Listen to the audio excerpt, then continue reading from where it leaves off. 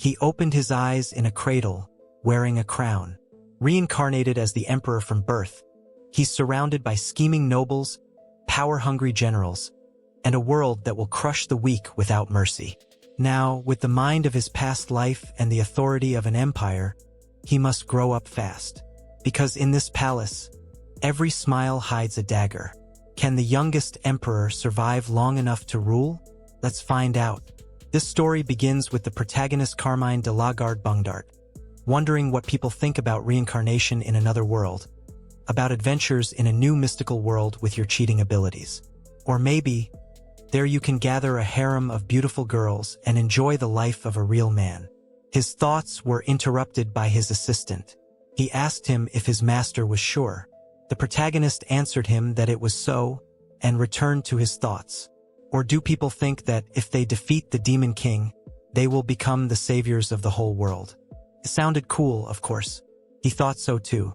But the reality turned out to be completely different. He ended up in this world as a puppet. This is his story about how he became an emperor. One day, in the Bungdart Empire, a loud cry of a child was heard in the castle, into which the protagonist was reborn. He saw strange ceilings with bewilderment, and thought, "What is happening? Where is he?" Anyway, there were two people leaning over him, speaking in a language the protagonist did not understand. He was surprised. Who were they? And what were they saying? And who was screaming so loudly? His head was splitting from all that screaming. Couldn't these people standing over him shut the screamer's mouth? Suddenly, it dawned on him that it was none other than himself who was screaming so much. He didn't know if it was because his mental body was not quite in tune with his physical one. But the following days passed for him as if someone had put a movie on fast forward. Gradually, the outlines and colors became clearer, and the understanding of the language passed. In addition, he also came to understand his existence in this new world, and it was a very strange feeling. After a while, he noticed that the room he was lying in was decorated in a Western style. It was not like the modern world. He had different mothers every day. Or were they not mothers at all? Most likely, it was the nannies who treated him with love. This word they constantly say when they pick him up. Is it his name? Or is it his social status? And also, he felt something in the air that he had never felt before. What was it? And so, several months passed.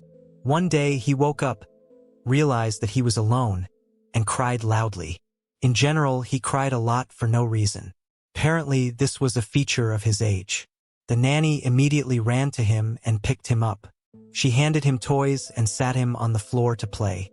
He thought, this is what it means to be reborn. The main character looked at the toy and thought, he imagined it differently. Shouldn't he have been thrown somewhere to a god who would give him cheating abilities? Nothing like that happened. Maybe it was all because of karma? First of all, he did not even remember how he died in his past life. And in general, the memories of his past life are vague. He remembered the faces of his parents and the rest of his family, but he couldn't remember their names and his own name too. He didn't trust people, so in his past life, he didn't really have any friends.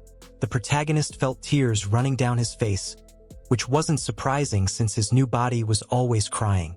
The nanny immediately ran up to him and grabbed him in her arms. He thought that the emotional swings were only getting worse, but he couldn't do anything about it yet. And if so, then he should at least try to understand the situation as best he could. First of all, his name is Carmine de la Garde Bungdart, a very long name, and he's supposedly the emperor of this empire. A newborn child became the emperor, so one can assume that the situation in the country is not very good. In fact, there were two people in power now. They were Chancellor Karl de von Raoul and Master of Ceremonies Philippe de Garde-Kieker. Apparently, they are both dukes in whom the blood of the royal family flows, and apparently the empire is now torn apart by their struggle for power. At all times, people in power are always fighting, but he did not like it. But is it normal to make a child an emperor? Although something similar has already happened in history. Yes, that's right. He remembered John I of the Palatine dynasty in the Kingdom of France. When his father Louis X died, only his daughter, Jean, remained after him. She could not take the throne since the queen was pregnant. Therefore, the younger brother Louis X became regent and waited for the birth. As a result, a boy was born, John, who became king immediately from birth. But he died less than a week after birth, and the younger brother Louis took the throne, becoming Philip V. The main character, thoughtfully sorting through his toys, noted that this was not a very pleasant story. Something similar happened in a country called China in the year 106 in the province of Eastern Han. After the death of the fourth emperor He Han, Lu Long was received at court and enthroned as emperor.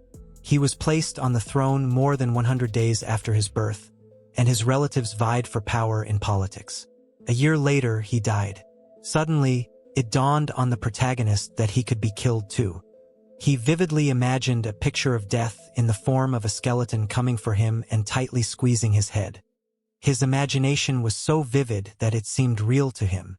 The protagonist looked around and noticed something dark in the upper corner of the room. He thought that he did not want to die. He had only just been reborn. He was not asked if he wanted to be emperor. Why kill him?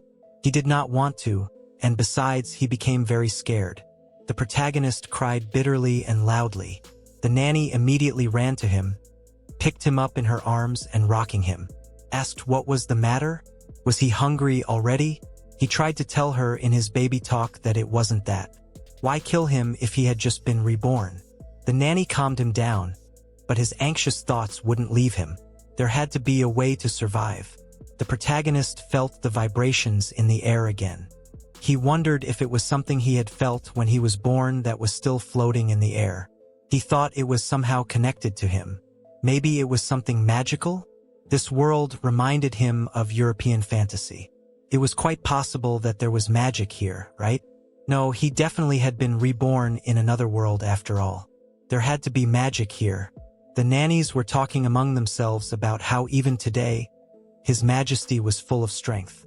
The protagonist, looking at them, thought he didn't know how to activate this magic, but it was worth trying. He tried to activate the spell in his baby language so that the wind would listen to him. MC stretched out his small hands, but nothing happened. The nanny who sat down next to him laughed. He looked so funny at that moment. The protagonist was embarrassed, stopped looking at him with such a grin. A few days later, the aristocrats were supposed to gather. The protagonist thought warily that nothing should happen. If they wanted to make an attempt on his life, they would hardly wait until he grew up. No matter how developed medicine is, the mortality rate in infancy is much higher than in adults. This means that it would be easier to disguise an attempt as death from illness. In other words, at this age, murder is easiest to hide, and if they don't kill him, then it means that it is more profitable for them to use him. Will he really have to live his whole life as someone's puppet? But whose puppet then? Usually, those who want power always try to stand out. After some time, the aristocrats gathered in the mansion. One of them turned to the protagonist and said that they had gathered here to congratulate him on the new year. All the aristocrats bowed respectfully before their emperor. The protagonist, looking closely at their faces, thought irritably that he would figure them out. They all seemed to him to be evil creatures with burning eyes. Philip also asked him to accept their sincere congratulations on the holiday. And the master of ceremonies and everyone else also seemed to the protagonist to be evil creatures. He thought, in fact, reincarnation is not like in the game at all. Will he be able to survive in this world? So, day after day, he began to live in fear for his life. One day, waking up, he noticed that he learned the name of the country and that he was the emperor of this empire. Another day, in fear of an assassination attempt, a little more than a year has passed since he was reborn in this world as a helpless baby. As soon as he becomes inconvenient to his confidants, he will be doomed to death at the hands of the aristocrats. The protagonist went to the window, looked at the bright sun, and noted, the weather is nice. Noticing the cage with the bird, he compared himself to it. He felt the same as it did, locked in a cage. He had no choice but to sit in his room, although usually cute princesses are in such a position. At that moment, he saw his nanny doing magic in the yard. She activated a fire clot and controlling it, she set fire to the trash in the trash can. MC saw magic for the first time in his second life, albeit only for a moment, but he caught a bright flash of light. He did not notice how the nanny entered his room. The protagonist was still standing at the window, wondering, was it magic? He wanted to look at it some more. At that moment, the nanny asked him if he wanted to take a walk in the garden. The protagonist shuddered at the unexpectedness of her arrival and then looked at her in surprise. Was he allowed to do that? Being constantly within four walls is depressing. You need to go out and breathe fresh air from time to time. The nanny took the cradle, put the protagonist in it, and carried him out into the garden. The girl carried the cradle out into the garden and put it on the ground. The protagonist was disappointed. There was such beauty all around. Flowers were blooming, soft grass was spreading on the ground. He knew that the emperor would not be allowed to just lie on the ground, and it was sad. Looking at the nanny, the protagonist realized that she just wanted to rest and drink tea. Such a walk is no different from staying in the room. MC looked at the trash can in which the nanny burned the trash, and he wanted to try magic again. But last time he didn't succeed. Maybe something has changed now? After all, something invisible was constantly hovering in the air inside. He felt it since birth. It must have something to do with magic. The protagonist looked at his hand. If he could somehow manipulate it at will, maybe he would understand why he didn't have security. He could definitely use personal security. The protagonist sadly noted that at least he would have a textbook on magic, although he still couldn't read the local symbols. And if he stood out too much, they would definitely finish him off. His imagination instantly drew a picture of how it could be. For example, the nanny would definitely notice that he could already use magic, and even his killer would greet him with respect. In general, wherever he looked, there was a dead end. Suddenly, he saw several leaves descend through the air. The protagonist decided to try magic anyway and babbled a spell in his own language so that water would come to him.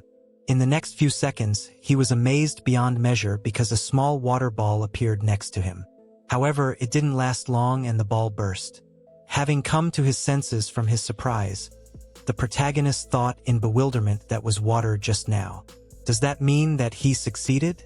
But why hadn't he succeeded before? He wanted to try it again. But at that moment, the nanny told him that it was time for him to return to his room.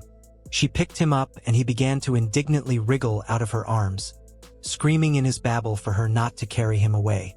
Let them stay here a little longer. He wanted to walk a little longer, but the girl only hugged him tighter and began to persuade him to stop screaming. They needed to go back. That very night, the protagonist couldn't sleep.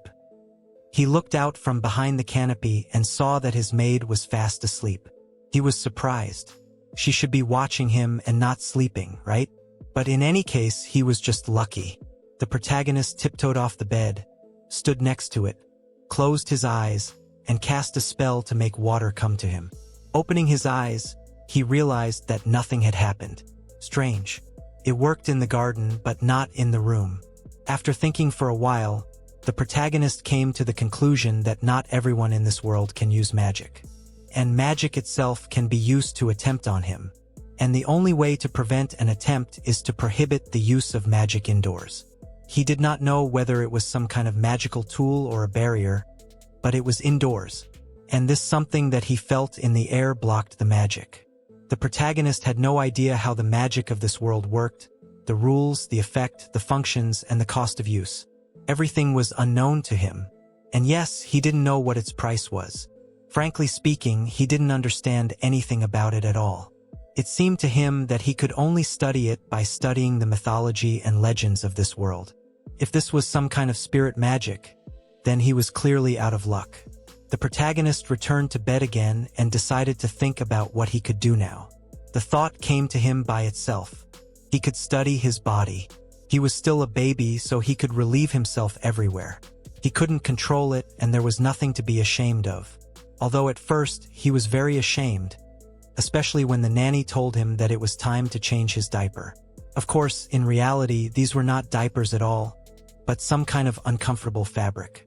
Obviously, in this case, every time he relieved himself, they needed to be changed. But nothing like that was necessary, because this organ was clearly some kind of magical object. At first, he was very worried, because he did not know what it was like to wear this tool every day.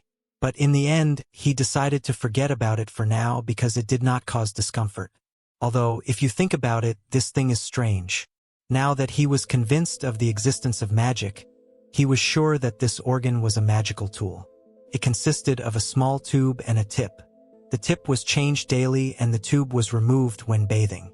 The tool absorbed secretions so the diaper remained clean. Most likely, it was removed so that it did not detect water as secretions. Apparently, it activates some kind of water absorption, compression, or transfer magic.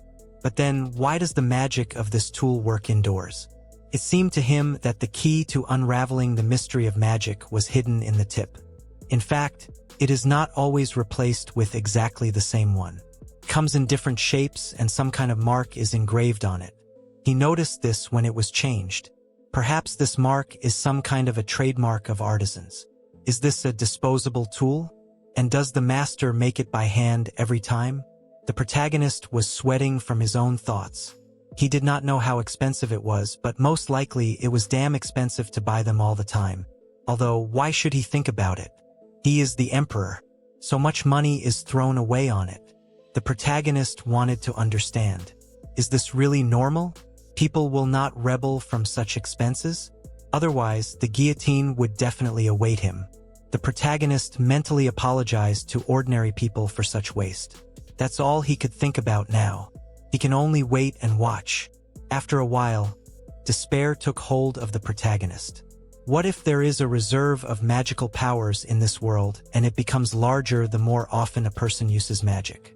In that case, he must use magic every day. The protagonist noted that it did not look like he could open some system window to check the characteristics in this world. Even if his powers increased, he would not notice it. But he would still not be able to use magic in the room. In order to train magic, he had to go out into the garden. He absolutely had to learn how to use magic. So he came up with a unique method.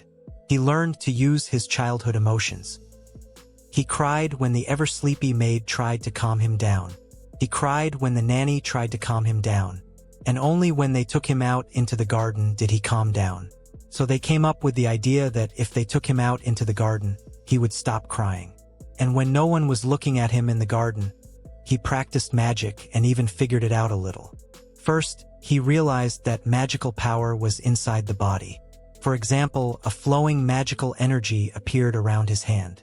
If you use magical power in the body and in the air, then using magic became easier.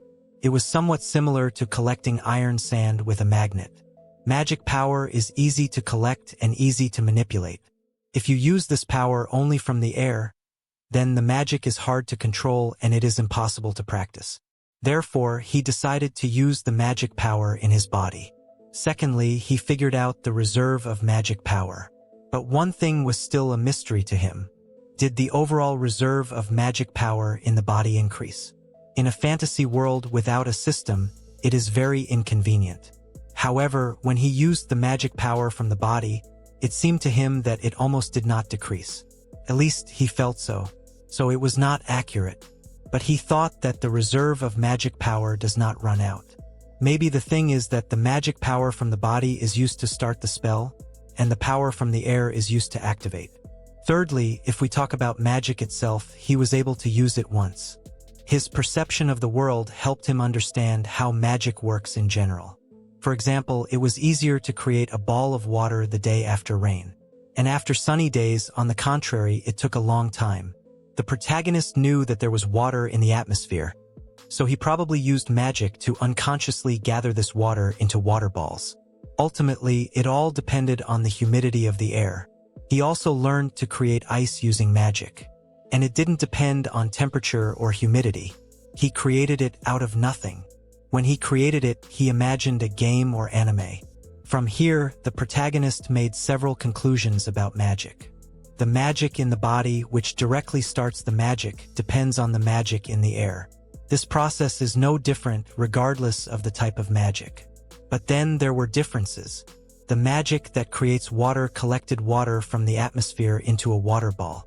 The magic that creates ice itself became ice in the air. Because of his perception that water is created by a natural phenomenon, the magic power collected water from the atmosphere. and he perceived the creation of ice from anime and games. So the power itself took the form of ice. But the protagonist was not yet sure which method was better. Perhaps he will be able to dispel his perception of creating water over time. Now he had better focus on the new magic. He must use other spells. Before the people who decided to leave him alive for now change their minds, he will become stronger.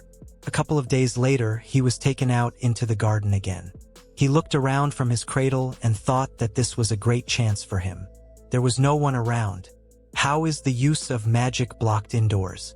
Why do magic tools work despite the blocking of magic? How does the supply of magical powers work? And is it bottomless? How does perception affect magic? The protagonist sighed dejectedly. Many questions that have not yet been answered.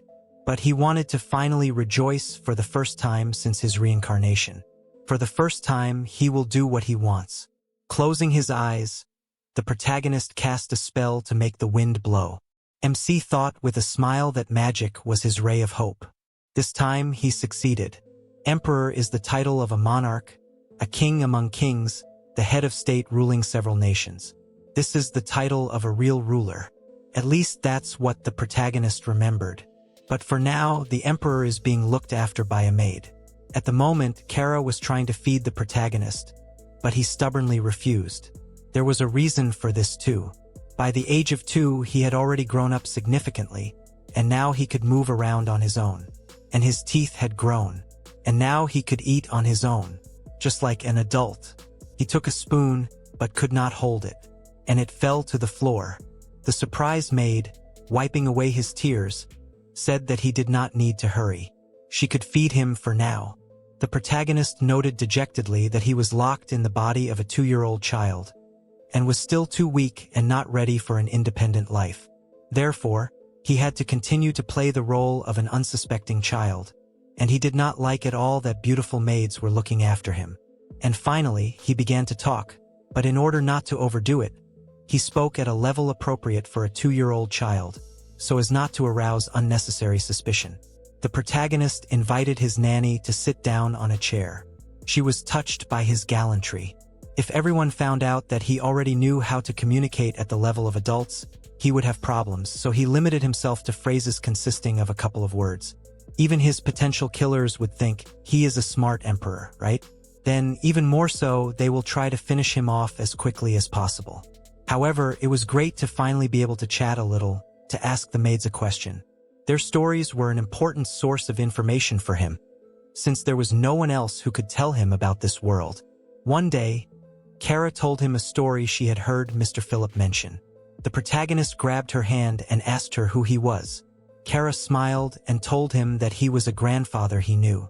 The protagonist had already realized that when a child asked them something, they would always answer. But for now, he could only ask them simple questions. But compared to when he was a baby, it was good that he could at least gather the information he needed this way. In addition, since he was a small child, the maids often gossiped around him. The protagonist was silently indignant. It was at least unprofessional to gossip in front of their emperor. But he would not like them to stop doing this. It was a very valuable source of information for him. By the way, some old man has been coming to his room recently. Just when the protagonist was thinking about him, Carl came to him again and greeted him happily. The Chancellor expressed his joy to the protagonist that he was in good health. MC noted that the maids often gossiped about him. They say that he is currently the person with the most power in this country. And as the Prime Minister, he takes a direct part in the political life of the country. Although, shouldn't the Emperor have the highest power? Oh right, he is still a puppet Emperor. Carl is also called Lord Raoul, and he controls almost all of the country's politics. From the point of view of the Philip faction, Carl used his position to line his own pockets. Incidentally, the Chancellor is a distant relative of the protagonist. To be precise, he is the eldest son of MC's great-grandfather's brother, as well as the brother of his late great-grandmother. That is, his grandfather, the previous emperor, and his grandmother, his grandfather's wife, were cousins. By the way, before the wedding of his grandfather and grandmother, marriages between cousins were prohibited, and it was considered a criminal offense. But why was their marriage approved?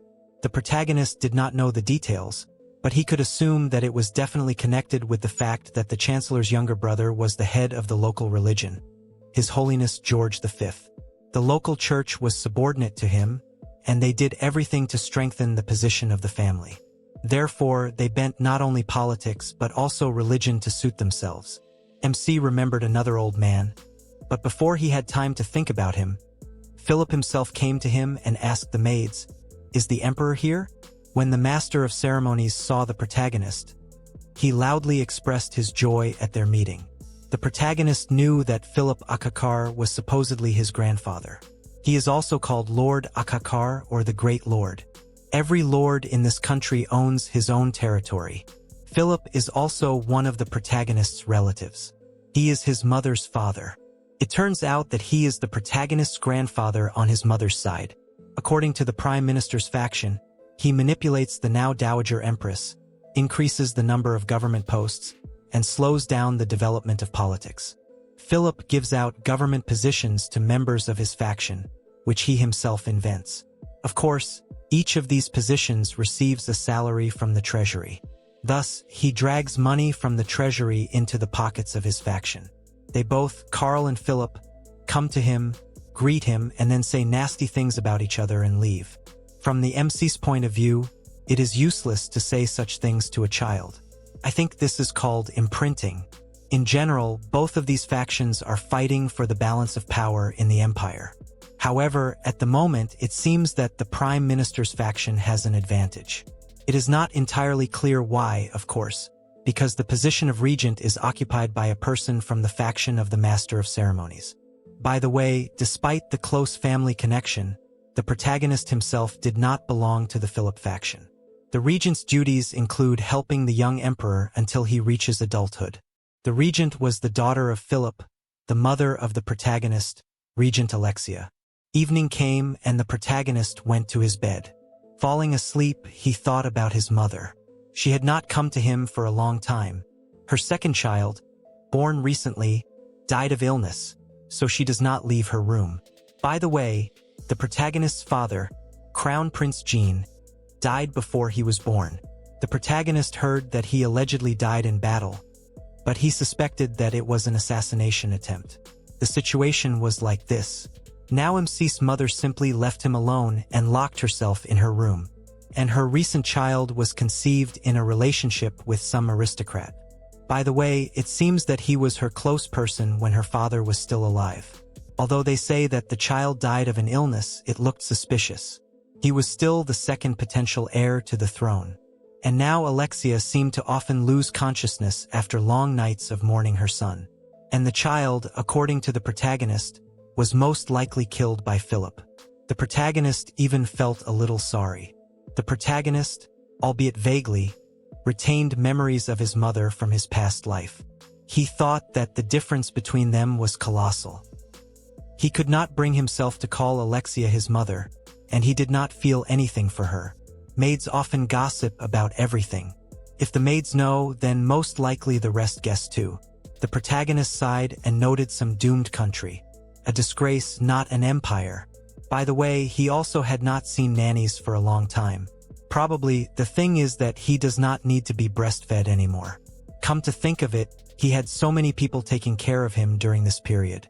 7 independent aristocratic nannies, 10 maids from the Prime Minister's faction, and 10 maids from the Philip faction. He knew that all the nannies were independent aristocrats. To be honest, he even felt a bit sad that they were no longer by his side. Independent aristocrats are people who do not belong to either the Karl faction or the Philip faction, and they were neutral.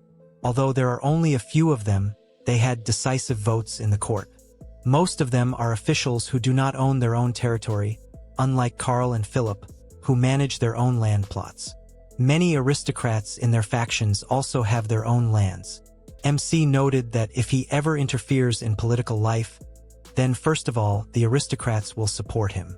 In the event of the collapse of the empire, independent aristocrats will be in the most disadvantageous position. Without belonging to one of the factions, they will be left with nothing. Therefore, recently many of them, from the independent category, began to join one of the parties. Otherwise, they risk losing everything. MC sighed, yes, this world is so cruel, but without the help of independent aristocrats, it is better not to get involved in politics. The risk of death was too high. He continued to think about the high infant mortality rate in this world, and in the struggle for power between the two factions, if the emperor died in the arms of a nanny who belonged to one of the factions, that faction would be held responsible. Even if it was not murder, children in this world often die of disease, and if he died, Karl and Philip would have to choose a new emperor, and the side that was responsible for his death would not be able to put their puppet on the throne. The chances were almost zero. Therefore, the only people from the factions around him were the maids who took care of him in shifts. In fact, he was surrounded by only potential enemies. After a while, the protagonist, looking at Kara and Alicia, thought, are they not going to take the initiative and train him? Kara, surprised by his appearance, asked him if something happened. He answered her that everything was fine. The protagonist understood that it was inappropriate to call these girls enemies. They were dragged in just as much as he was. In the end, it was the people in power who started this mess. The situation in the empire is such that ordinary people have no choice but to follow their lead. The protagonist was overcome with righteous indignation. He thought angrily, mentally addressing Karl and Philip, that he would not forgive them for wanting to use him. That was precisely why, in his past life, he did not like people in power. He thought irritably, was he really reincarnated just to obey them? Why didn't he open his eyes in the body of some high-ranking aristocrat? Suddenly, a bird's trill caught his attention. But when he looked out the window, the bird had already fluttered away from the tree branch. It was clear to the protagonist that he had been given the ability to wield magic. He could use it simply to survive, or he could try to escape with it. He wondered if he could become invisible. MC decided that he would run away as soon as he reached independent age. He wouldn't mind living like a normal person. It would be better than living in fear of being killed at any moment. His life could be much calmer, and most importantly, free, like that bird. Therefore, he needs to continue to increase his supply of magical power. The protagonist again imagined the images of his main enemies, and angrily promised them that they would see what a common man is capable of. He will not dance to their tune. When, tired of his thoughts, the protagonist fell asleep, he had a dream. He, already a grown man, entered into a battle with a monster on a dark night. The protagonist exclaimed that his name was Carmine, and he must stop him here. His opponent was a huge dragon, which was spewing deadly flames from its mouth. MC clearly saw how the flame turned into a magical ball of fire, which was supposed to destroy him. Without the slightest fear, the protagonist rushed to attack, passed through the deadly fire, and with a cry that he had come to an end, defeated the dragon. Opening his eyes, he looked around, recognized the outlines and furnishings of his room, and sadly realized that it was just a dream. He was overcome by thoughts again. He was reincarnated as the emperor of this country. His name is Carmine. He is the emperor, and he is already 4 years old. With such a status, his dream of a great adventure is not destined to come true. He jumped out of bed and thought that today he will need to practice magic. He started using it by accident, and since then, he has been practicing. The amount of magic he can use increased. The protagonist has already learned to wield magic well in several elements. He wondered what this is. The benefits of reincarnation? He liked being able to move his body freely and being able to use magic.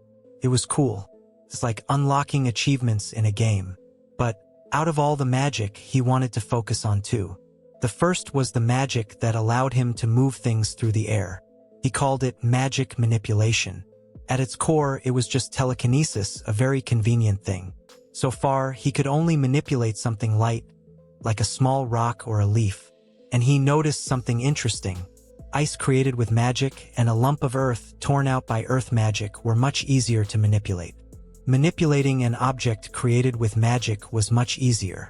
Maybe it was because the volume and mass of the object were created with his magic. But for now, he didn't understand it.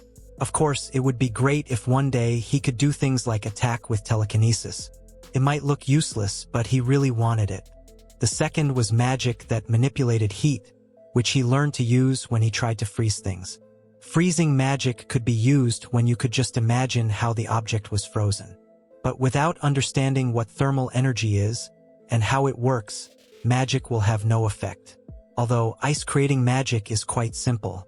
In addition, in the process of practicing freezing magic, he learned the opposite. Now he could heat something.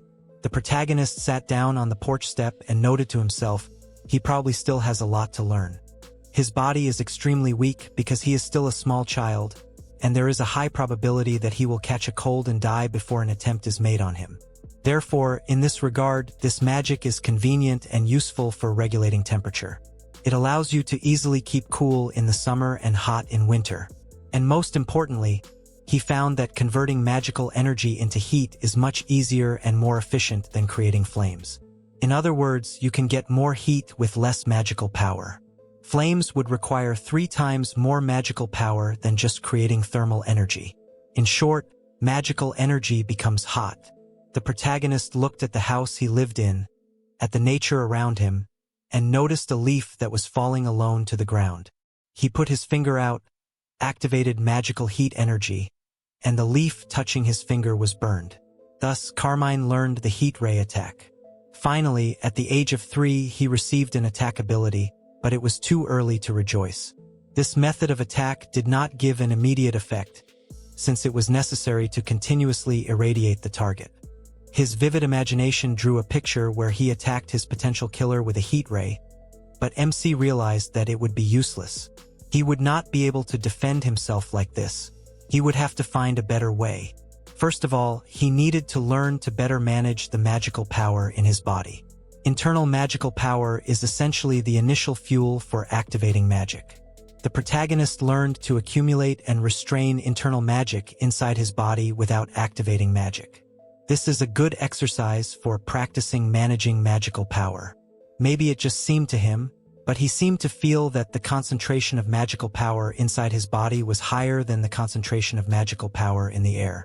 Although he couldn't say for sure, but he saw and understood that his training was definitely paying off. And so, while he was thinking, his day flew by. When he went to bed, the protagonist thought that he still couldn't cast spells in the room.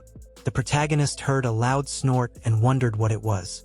Peeking out from behind the curtain, he was surprised to see that the maid was sleeping soundly in her place again. The protagonist was indignant. Was she even working?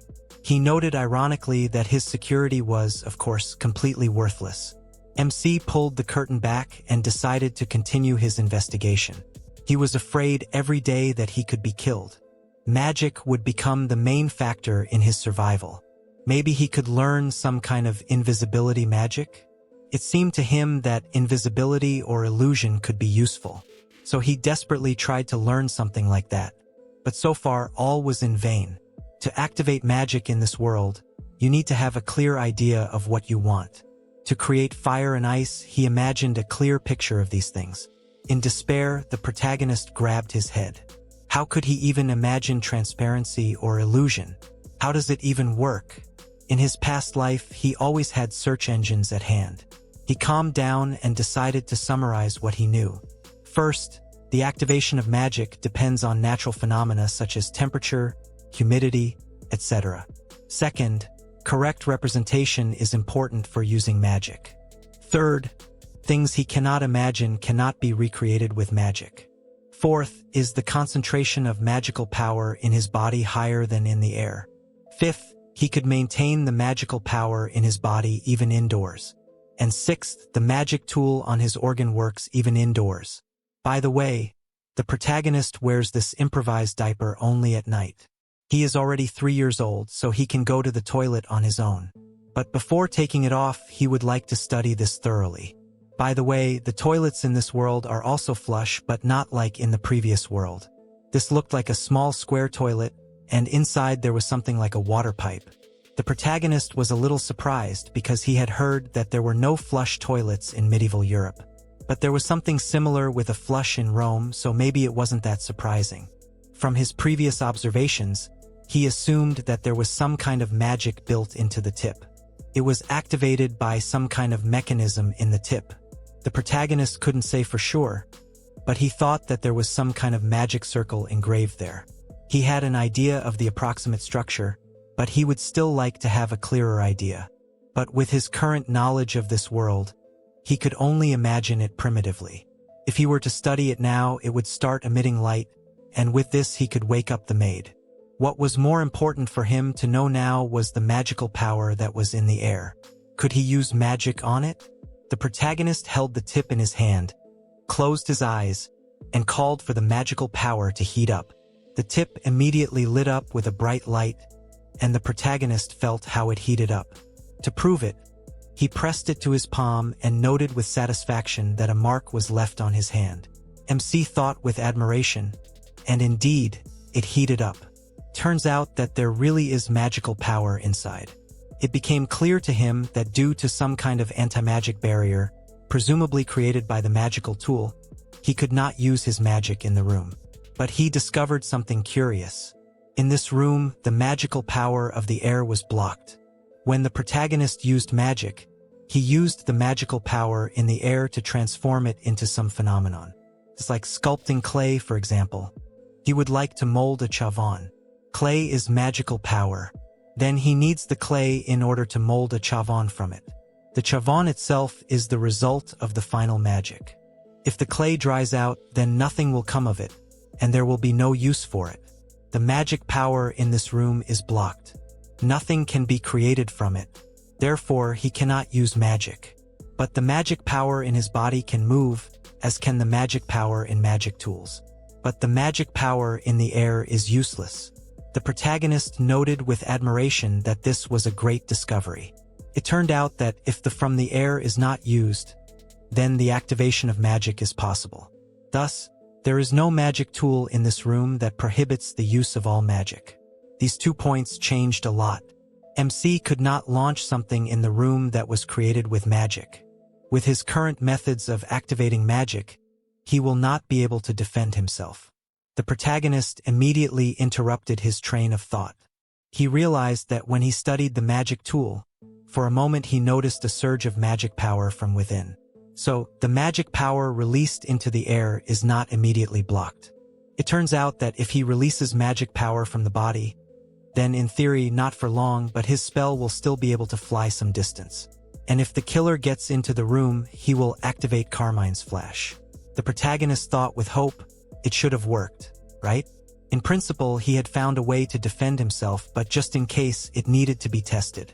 The protagonist stood up on the bed, touched his magical organ, and noticed that it was easy to control it in the body. The problem was, how could he cause it to burst?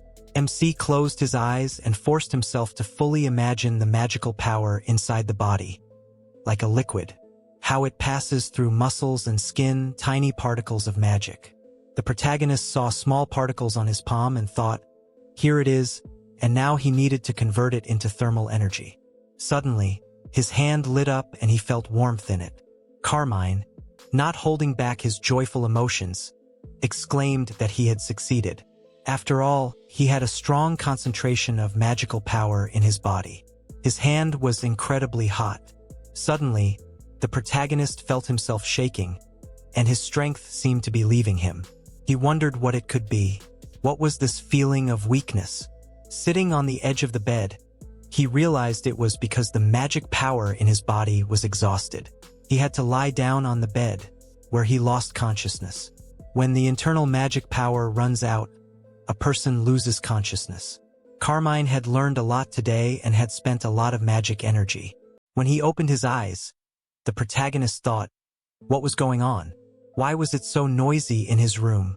Looking out, the main characters saw the court doctor and Alicia. They were talking about something. He remembered that he had tested whether he could use magic indoors, and then his magic power ran out and he fell asleep. So the court doctor immediately rushed to see if he was okay, right? The doctor came to him and asked him how he was feeling. The protagonist smiled at him and replied that he was fine. The protagonist noted that it seemed that some of his power had already been restored. Perhaps in this world, humans have an organ that generates magic power? In any case, he had no choice but to learn everything through trial and error. At this moment, the protagonist heard Alicia scolding the maid for her poor performance. The protagonist remarked, "Ah, is she angry at his maid? Well, yes, it was her fault since she was sleeping at her workplace. But being able to use magic indoors is very useful. Although he did not expect that he would be attacked by such a strong feeling of weakness. Therefore, magic that immediately makes him lose consciousness after using it is clearly not practical. But wasn't he increasing his internal reserve of magic power? It was probably just a coincidence that he lost consciousness. Some time had passed since the fainting incident, and the protagonist was allowed to go out into the on this day. He decided to practice a little light magic that would not wake up the maid. Just as he was about to do it, the maid exclaimed, "What is he doing there?" The protagonist shuddered from her unexpected shout, and the light that had just begun to be created broke into small pieces. The maid admonished him that he should not pick up any things from the floor. The protagonist was offended and indignant. He did not pick up anything from the floor and showed her his empty hands. The maid looked at him suspiciously, then examined his hands and noted that indeed, he did not pick up anything. Straightening up, she told him that she needed to clean his room, so he should behave well. He should not pick up any nasty things from the floor, and if he needs something, he should call her. To each of her suggestions, the protagonist answered that he understood everything. He would do everything as she asked. When the maid left, the protagonist breathed a sigh of relief, a little more, and she would understand that he can do magic. But now he was interested in something else. Did he disperse the magic power in the air and did not lose consciousness? The protagonist listened to himself and realized, after all, the amount of magic power in his body was growing. Now when he activates magic, he can immediately disperse it. The protagonist tried to do it again and only became even more convinced that it works. In addition, he was able to suck in magic power from the air. Now he knew exactly how to quickly restore magic power, but how to say it. After absorbing it, he had a feeling of satiety and overflowing inside. Several days had already passed since he practiced. Light magic uses magic power to increase and decrease brightness and maintain light radiation. At that moment, he tried to quickly disperse magic, and in the end, he only wasted magic power. At least he thought so. Magic power was fluid then.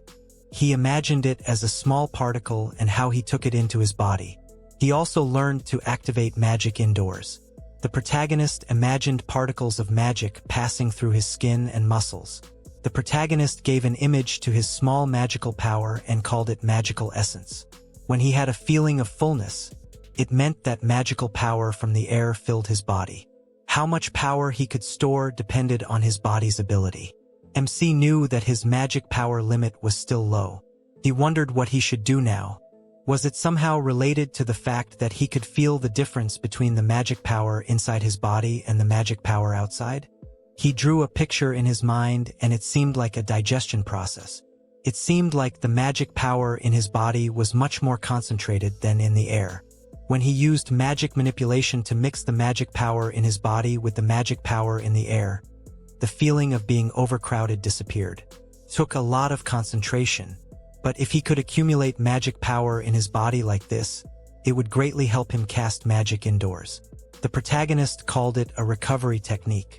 However, it was not an advantage if other magicians knew about it too. Most likely it was obvious to them, but since he was a puppet emperor, he would hardly receive a decent education. He has no choice but to learn on his own. In fact, he had no desire to become an emperor, but the role of a monarch was thrown at him without asking him if he needed it at all.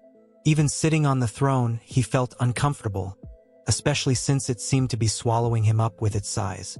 And as luck would have it, recently more and more aristocrats began to loom before his eyes.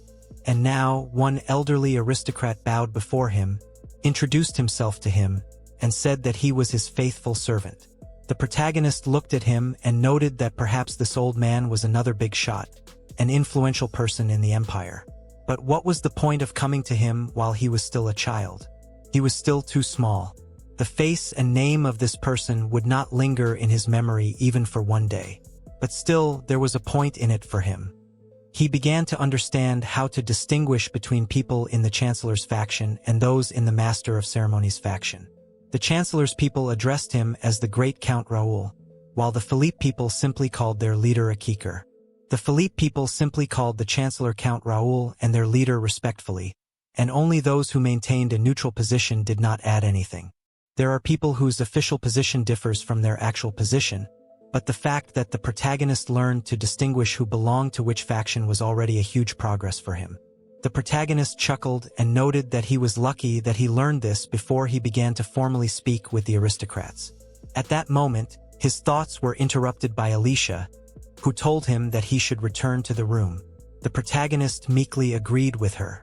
On the way, he thought about how maids were always hanging around him. It seemed to him that they were all the daughters of lower aristocrats. Apparently, they work as servants, and in exchange, they receive an education. And naturally, they are a very valuable source of information for him, because the girls love to gossip. But more importantly, they considered him a child, and not a puppet like the others.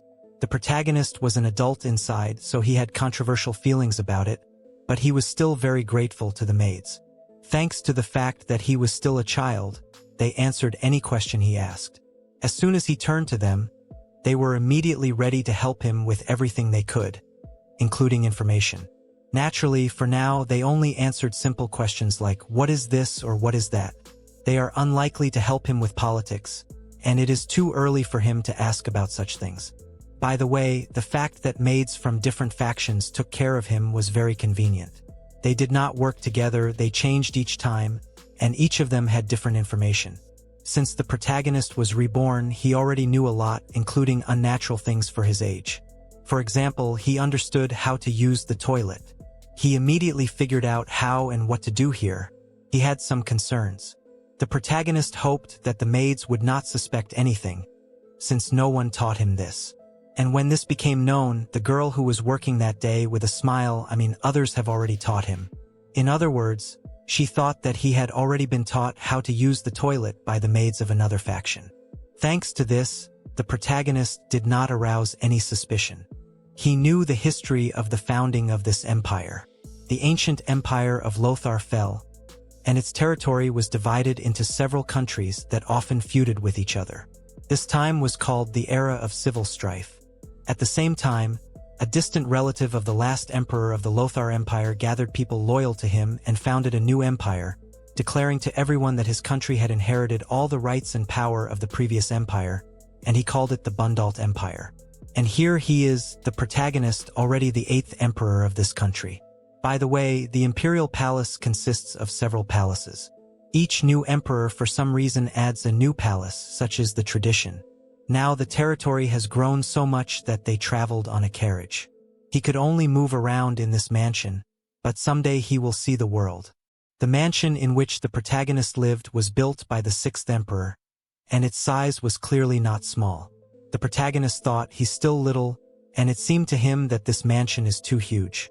It seems that this place used to be the residence of the emperor's son. And also the 7th emperor lived here, that is his grandfather, Emperor Edward IV. The protagonist did not even know what he looked like, but he clearly will not complain about the house where his grandfather lived. In his past life, he also did not remember his grandfather, he was not in his life. MC noted with slight sadness, as in this world. Recently, the protagonist heard one important thing. To become an emperor, one must go through 2 ceremonies, receiving the title of crown prince and ascending to the throne. Only in this way could the emperor officially take the throne. But he is a direct relative of the monarch, meaning he was born one, so these 2 ceremonies have been postponed for now. This is why Charles and Philip are fighting over who will be his regent. That is, who will conduct the ceremony of his becoming crown prince, and which of them will place the crown on his head. The protagonist thought, with slight apprehension, that the one who places the crown on him will be inferior in power only to the emperor himself. Although he did not care about them, let them gnaw at each other as much as they want. Now, along with a possible assassination attempt on him, he was worried about another thing. He lacked knowledge of magic, history, geography, but so far everything was going according to his plan for survival in this country. The protagonist mentally addressed all the higher-ups. Let them do whatever they want with this country. He will still escape from here. Despite everything and everyone, he will definitely survive.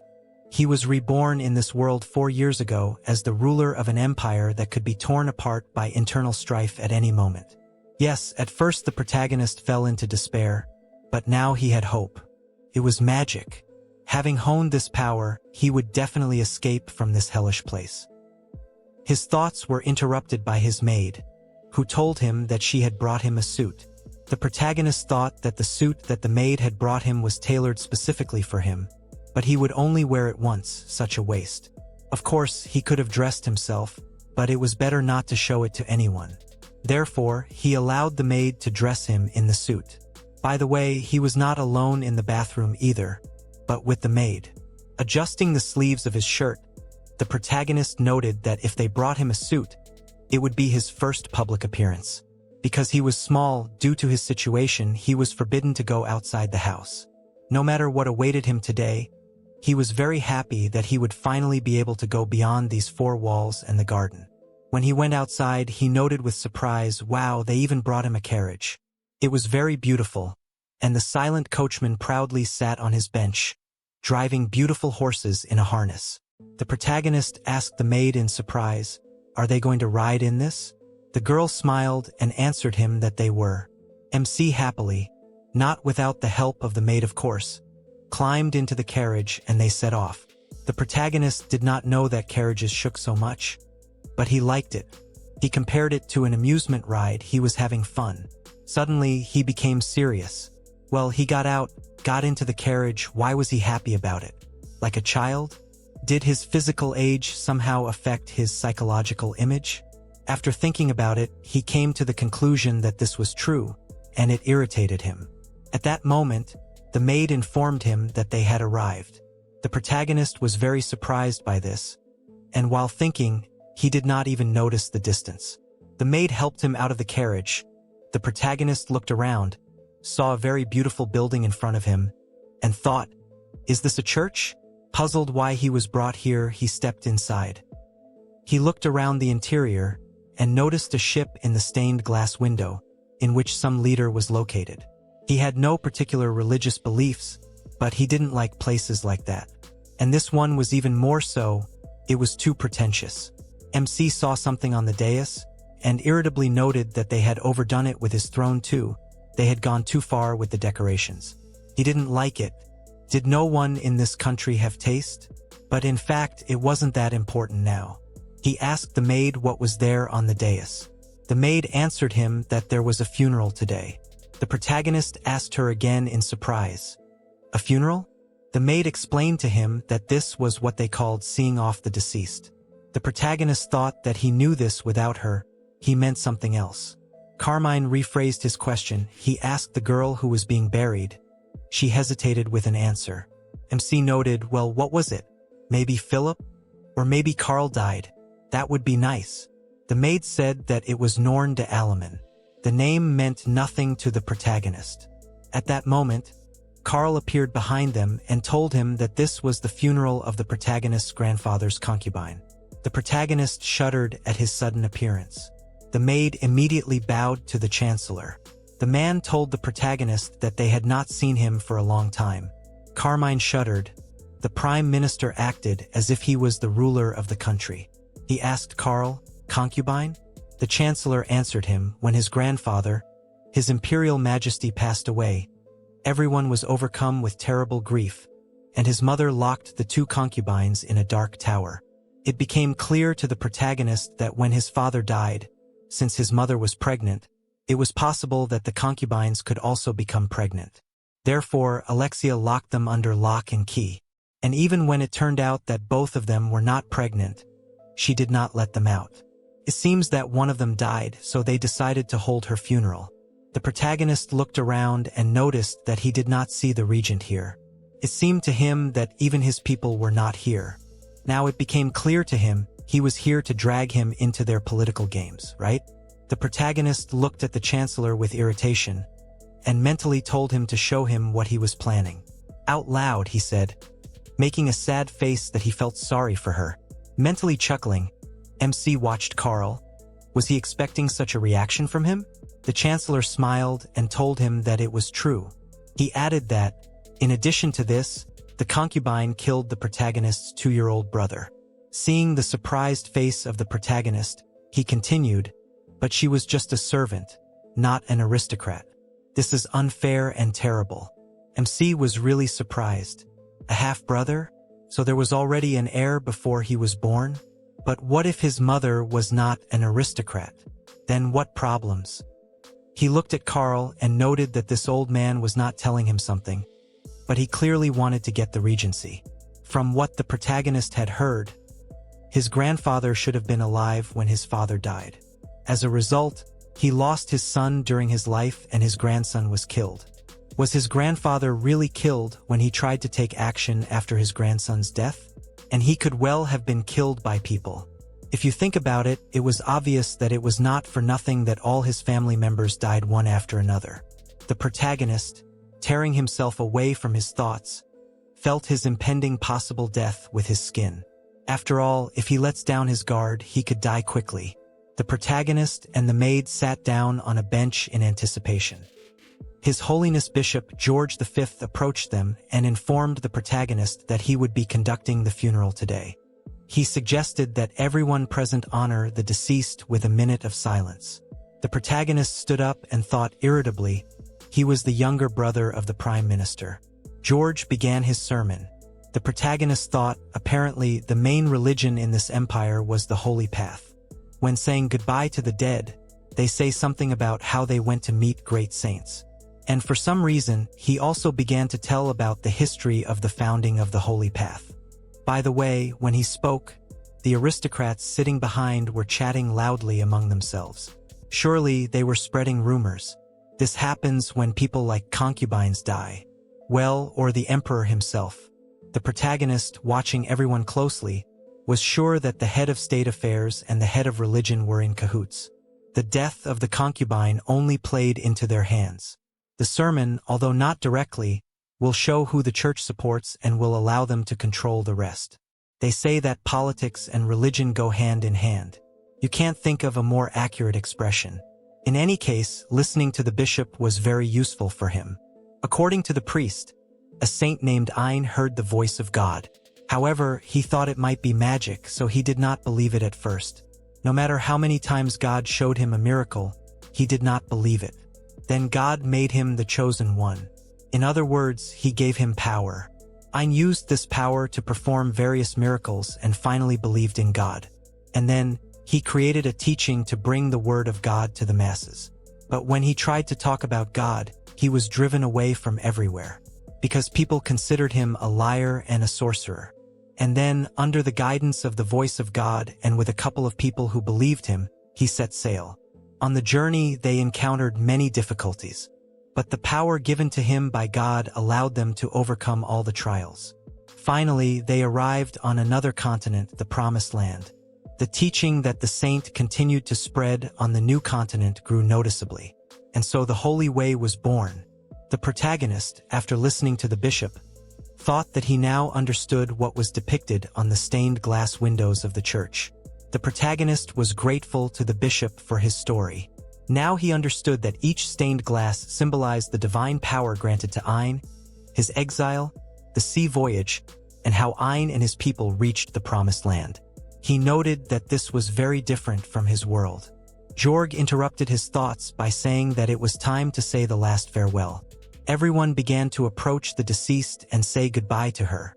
When the protagonist approached, he looked at her and thought that he had never met her. But he was sure that she was unlucky with her life. Even when she died, she was used for a political game. In addition to the fact that he heard about the death of his father from every corner, this is the first death that he saw with his own eyes in this world. And he did not want to get used to this feeling. The protagonist raised his eyes to him and mentally said, "If God really exists, at least after death, let him grant peace to the deceased." When the deceased was carried to the burial place, everyone silently saw her off on her last journey. And only the protagonist said, "Let her rest in peace." Although he himself could not be sure that he would wake up alive tomorrow. He had come to such a place, a truly terrible place. After the funeral ceremony, after some time, the protagonist was overcome by new thoughts. He thought about his grandfather, the 7th Emperor Edward IV. He was a wise ruler. The people loved him very much. The previous emperor had only one son, the father of MC, Crown Prince Jean. He was at war with a neighboring country and took command on the front lines. He fought side by side with the imperial soldiers, but unfortunately, he fell in battle from the sword of the enemy. Hearing this news, the protagonist's grandfather was overcome with grief. He fell ill with deep sadness and rage and died. That's how a nobleman named Stuart explained everything to him. He added that everything was so, the entire chronology of events. He then told the protagonist that although he was still young, a great future awaited him because he would lead their empire. He could expect their full support. The surprised protagonist answered that he heard him. He added that when the time came, he would definitely turn to him. The nobleman bowed to him and said that he would wait for him. The protagonist thought angrily, of course, as if he would remember another person who wanted to seize power. Lately, aristocrats began to flock to him in droves. It must be all because of that funeral when Karl made loud speeches there. It was all the result of the Chancellor's propaganda at Norn's funeral. The impatient representatives of the Philip faction decided that it was time to start making a statement. Each faction pulled him to their side. Then aristocrats from the Chancellor faction came to the protagonist and told him what bad people the Master of Ceremonies were, and so on in a circle. Every day they told him something. Therefore, he was able to learn even more about this country. So far, everything looked like this. Due to the death of the previous prince, the emperor died of illness, and the throne of the emperor became vacant, despite the war. In the chaos, the most influential roles were taken by Philip and Karl. In order to make peace, they gave the territories that belonged to the empire to the enemies. The protagonist suspected that everything was somehow too simple. Maybe they were connected with the enemy during the war? In any case, despite the fact that they worked together for some time, they can hardly be called allies. It just so happened that their goals coincided. They planned to put a convenient person in the place of the emperor so that he would sit below the grass, quiet as a mouse. For them, this person was he, the protagonist. At that time, it was not yet known who the crown prince's wife would give birth to, a boy or a girl. He had not yet fully understood the laws of succession, but apparently a man had priority. And then a boy was born, that is him, Carmine. Therefore, it was decided to kill the other heirs that Philip and Karl were preparing. Was this necessary? The other heirs were definitely the child of the crown prince and the child that his mistress was carrying. The protagonist shuddered. Just some kind of bloodbath. This whole family has finally gone off the rails. If there are two people in power now, then why has the situation in the country not yet escalated into a civil war? There were two reasons for this. The first is simply the difference in combat power. The Chancellor's faction has almost half of the entire empire, both militarily and internally. Their territory is the most advanced. In case of war, Philip would not have a chance. Therefore, the Chancellor currently had more power, and Philip had no choice but to allow him everything. In addition, if he, the protagonist, dies, then he will most likely become the next emperor. This is provided for by the empire's law on succession. Therefore, the Chancellor cannot completely ignore it. People higher in heredity than the Master of Ceremonies were killed by the Chancellor's hands. But Philip himself will simply not work out for Karl. Otherwise, he will be considered an ordinary rebel. As long as the Master of Ceremonies faction exists, the danger that there are traitors in the Chancellor's faction will never disappear. The protagonist's, death is not beneficial to the Chancellor, as long as Philip is alive. There is no need to explain why Philip cannot kill the protagonist. He is his daughter's son. If he kills him, it means he kills his grandson. If this becomes public knowledge, it will be a complete disgrace for him. Even though he will be the first in line to succeed, the aristocrats are unlikely to support someone who killed their grandson. Now, the protagonist needs to find the perfect balance and maintain equilibrium. As long as he remains neutral, he will remain a profitable puppet for them. Both camps are interested in brainwashing the protagonist and winning him over to their side. For him, who can read people, they will be an excellent source of information. The protagonist smiled and decided that the main thing is to continue to behave like a child of his age. Otherwise, he may be suspected. Until then, he will be grateful to these two idiots for the information. At this moment, Hark turned to him and informed him that there were no more meetings for today. He invited the protagonist to return to the room. The protagonist meekly left the throne. He thought about this man, that he was from a house that was entrusted to take care of him, his affairs and personal belongings. This man was supported by both the people of the minister's faction and the master of ceremonies faction. In addition, some neutral nobles trusted him. It may seem that he can be trusted, but in fact, he acts in the interests of the aristocracy and others, trying to please everyone. For example, he leaked to everyone what food the protagonist likes and dislikes when he is a child. He almost never gets gifts. But as soon as he grows up and they, in order to earn his trust, will come with a bunch of gifts, they will buy only what he likes. For example, it can be vegetables, fruits, or culinary delights. If they think about how to please him, they can always ask Hark about it. If you give this man some gold, he will tell you everything about the protagonist. Basically, he is a money-hungry idiot who is only happy when his pocket is full of gold coins. The throne room and the protagonist's room are designed in such a way that two walls have poor sound insulation. No one can hear from the outside due to good sound insulation, but everything can be heard inside. Steward had the privilege of entering the waiting room without permission, while others could only get inside with Hark's permission. In other words, Hark can eavesdrop on what is happening in the room at any time. Without his permission, no one can even say hello to the protagonist. That is why he always needs to pretend to be an incompetent little emperor. The protagonist sighed heavily. Yes, life is under total control. At that moment, Alexia came to the protagonist, and after greeting her son, she asked him how he was doing. The protagonist exclaimed in surprise, "Mother?" Hark was immediately indignant. She should not come to the emperor without warning. He already asked her about it. Alexia asked him in bewilderment, "Is that so? But even if so, she is the mother of the emperor, right?" She added that she just wants to see her son. Does she need to ask someone for permission to do this? Hark was embarrassed and did not know what to answer the woman. The protagonist noted with glee, "A mother always has a reason, thanks to which she can come at any time. She is a mother. How funny. This mustachioed devil does not like that he was not paid?" Alexia arrogantly told Hark to leave. She has an important conversation with her son. He did not like it at all, but he gritted his teeth in anger, hissing through his teeth as she wishes. After which, he left the room with dignity. The protagonist, meanwhile, was thinking Regent Alexia, his mother in this world. She usually spends time with an admirer and rarely comes to him, to her son, her real child. Maybe she really did start to feel that something was wrong when he was used for political purposes? But wasn't it a bit late? He asked his mother what she wanted to talk to him about. Alexia told him not to trust Carl. He was up to no good.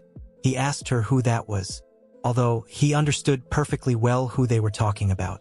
His mother answered him that it was a man called the minister.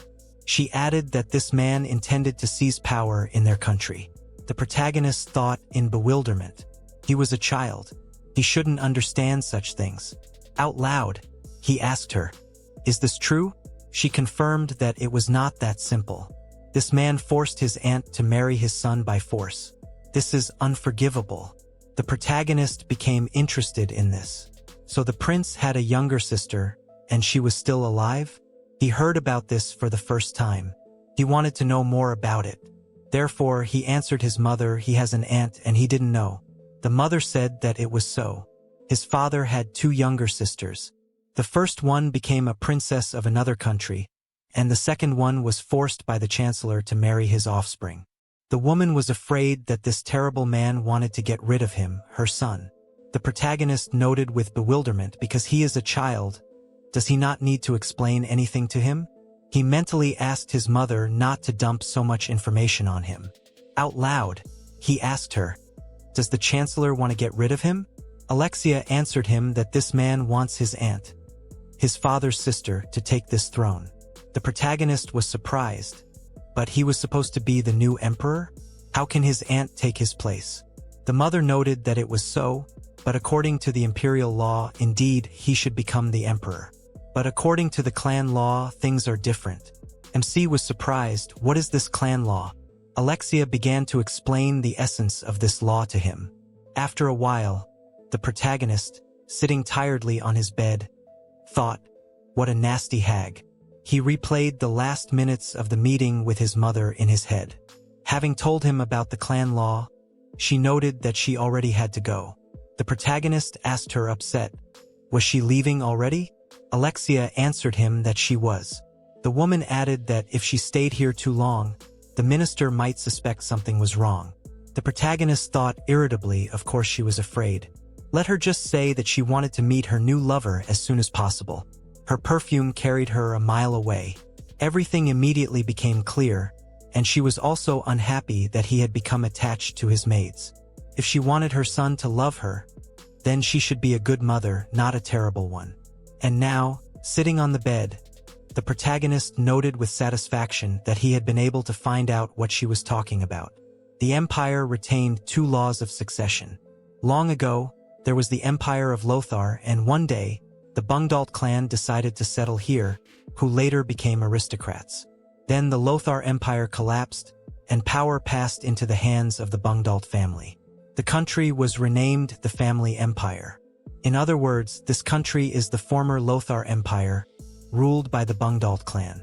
The family's law of succession was equal to the clan's law. The law of succession was equal to the imperial law, and somehow both exist and operate at the same time. According to the imperial law, the first man inherits the throne, and there is even a possibility for a girl to become an empress. According to the clan's law, only a man can inherit the throne. A woman cannot become an emperor. The main character rubbed his temple from tension. It was difficult for him to put everything together.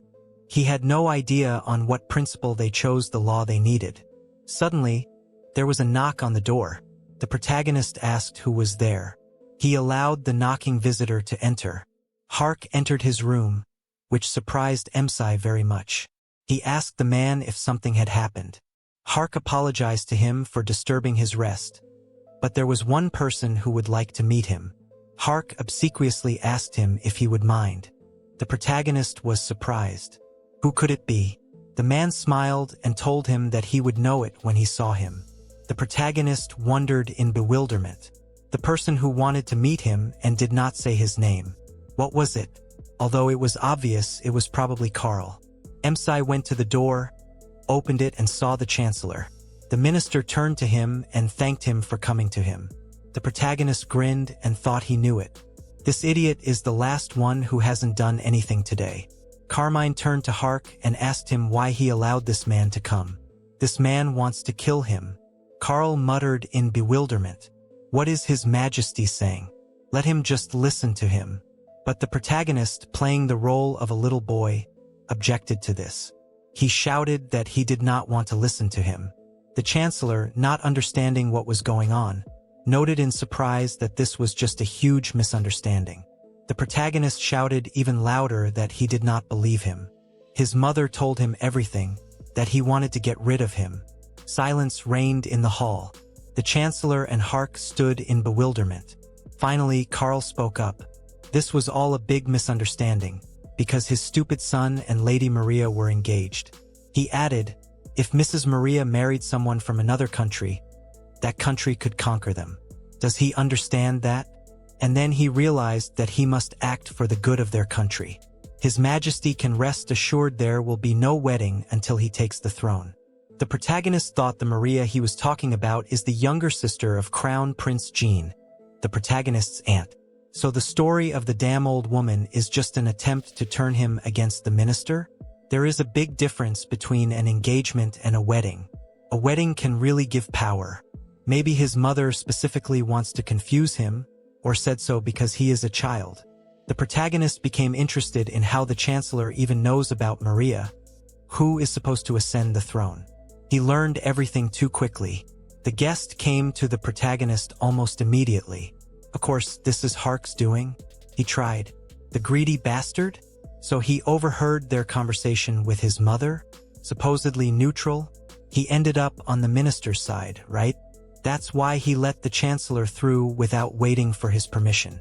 By the way, if the old woman keeps coming to him without going through the butler, the the master of ceremonies and the rest of the aristocrats will understand that they can do without his help.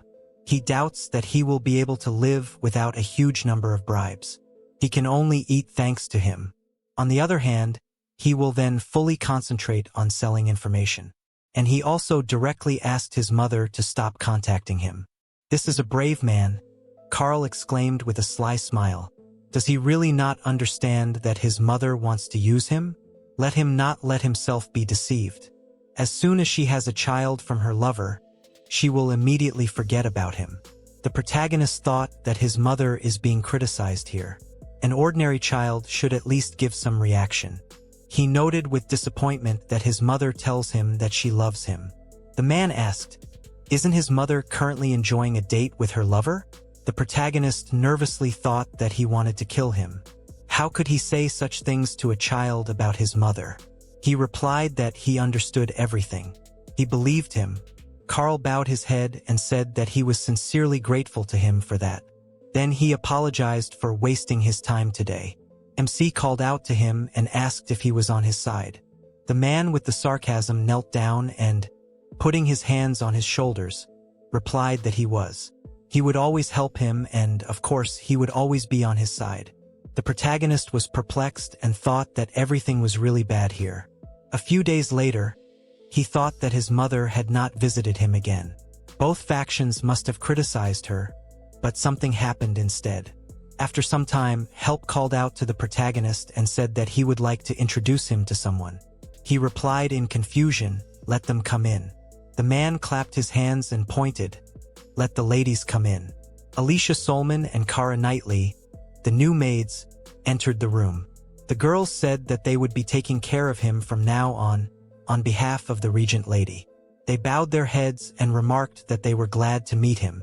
MC was perplexed to think that he was assigned 2 maids from his mother. Oh, these policies. After a while, he thought that 5 years had passed since his reincarnation. In recent days, all he does is meet nobles. Most of them introduce him to their daughters about his age. In short, one of them is a potential bride. By the way, he wonders if he will have the right to choose. Well, it seems that the girls do not like him much. One day, more nobles came to him. The girl Angie, seeing him, pressed herself against her father in disgust. He exclaimed with displeasure that this was rude to his majesty. The protagonist replied that there was nothing wrong with that. He understands her anxiety. He thought about the fact that he doesn't do any sports and hardly moves. Every day he eats fatty foods and naturally he has gained weight. In addition, all the food is checked for poison, and by the time he eats it, it has already cooled down and completely lost its taste. Well, there is also an advantage in gaining weight for him. The adults around him are letting down their guard, and he can benefit from this. True, this means that he will have to give up the harem life in the other world, but he does not regret it one bit. By the way, most of the aristocrats he met were men.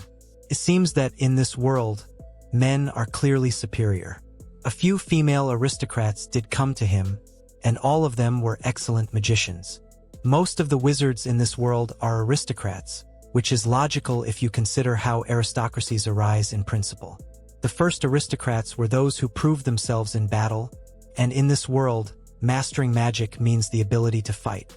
Mages were almost the strongest soldiers in the army. As a result, almost all magicians became aristocrats, and their descendants retained this status. Although one should not miss the possibility that magical talent is inherited, then the idea of male superiority may not exist, but instead, the superiority of magic. But he was going to hide the fact that he can use magic. If he does not use magic, then he has no right to be called an aristocrat. If such thinking is widespread in society, then on the contrary, they can get rid of him. He will need to carefully test the waters. After some time at night, the protagonist thought that he meets with aristocrats day after day and listens to the nonsense of both grandfathers. He pretends to be an obedient child and eats cold food. But he learned to better manage heat and improved his telekinesis skills. He learned to use telekinesis well.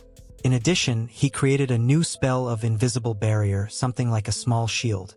He doesn't know how strong the shield is because he has no way to check it, but the thought that he has at least some means of protection is very encouraging to him. He also learned healing magic. So far, he can only heal small scratches and cuts, but the fact that he can do it already makes him happy. He can focus on developing magic that can be used to escape. In his past life, magic did not exist at all, and he likes that he can explore something previously unknown to him. By the way, he learned another useful spell. The protagonist approached the maid and began to wipe his eyes with a sad face. She asked excitedly, "Did he need something? Did he really want a hug?" When the girl hugged him, MC used a forced sleep spell and put her to sleep, and then thought that, of course, his maids sleep a lot in principle. But if he puts them to sleep with magic, he will be more sure that they will not suddenly wake up. Magic in this world won't activate unless he can imagine it. And without full knowledge, nothing will work. He doesn't really have a handle on water magic yet. Although it's not very effective, it's good that he can at least do something with it, but there's been no progress with invisibility and spatial manipulation magic. He can't even imagine how it should work.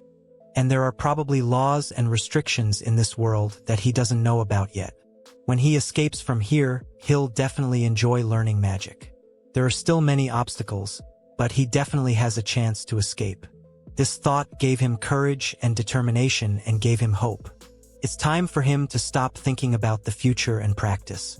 Defense, healing, and stealth are the three main types of magic he's currently learning. It would be nice to add some detection magic here. He'll need it to detect guards while escaping. It would be ideal to learn how to detect through walls. First, he should try making something like an ultrasonic wave. MC snapped his finger and tried to create a wave, but after failing, he thought that nothing worked because the room had anti-magic measures. But he had an ace up his sleeve. He used a pose with his hands and began to call on heat magic.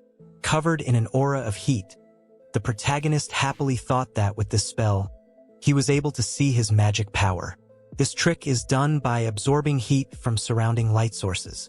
He was able to do this thanks to heat manipulation magic.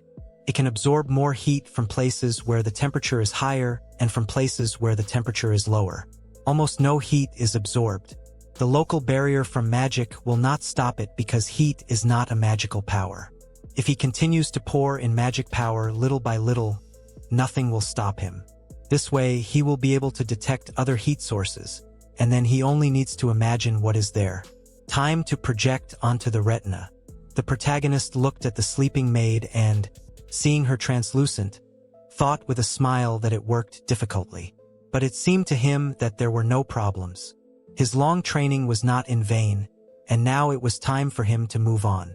With the help of heat magic, he captures the heat source. And then, using the power of thought, he projects the source directly onto his eyes with magic. This is how he can see. So if he senses heat sources behind the wall, he will be able to see through walls. Before, he only failed miserably, but today he will cope.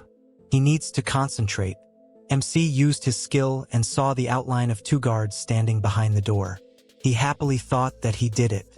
This is a success. He clearly sees two guards at the door. Now his heat magic has turned into heat detection magic. Now he has defense, healing, and stealth magic, as well as detection magic. All four necessary types of magic are ready. Suddenly, the protagonist looked at the ceiling and noticed the outline of an unknown man. And then he thought in fear that there was someone there. There is no second floor here. This means that he is sitting under the roof. He has no idea whether it is a killer or another guard. But both are bad. Is it a killer or just an observer? And how long has he been sitting there? He practiced magic in this room every day and he could see it. If he saw all this, then he must have been transmitting information that he was doing shamanism here. If you think about it, no one in this room except him used magic. What if no one in this room can use magic at all and it turns out that he has a special talent? What if he is considered special? Things are bad. They can get rid of him.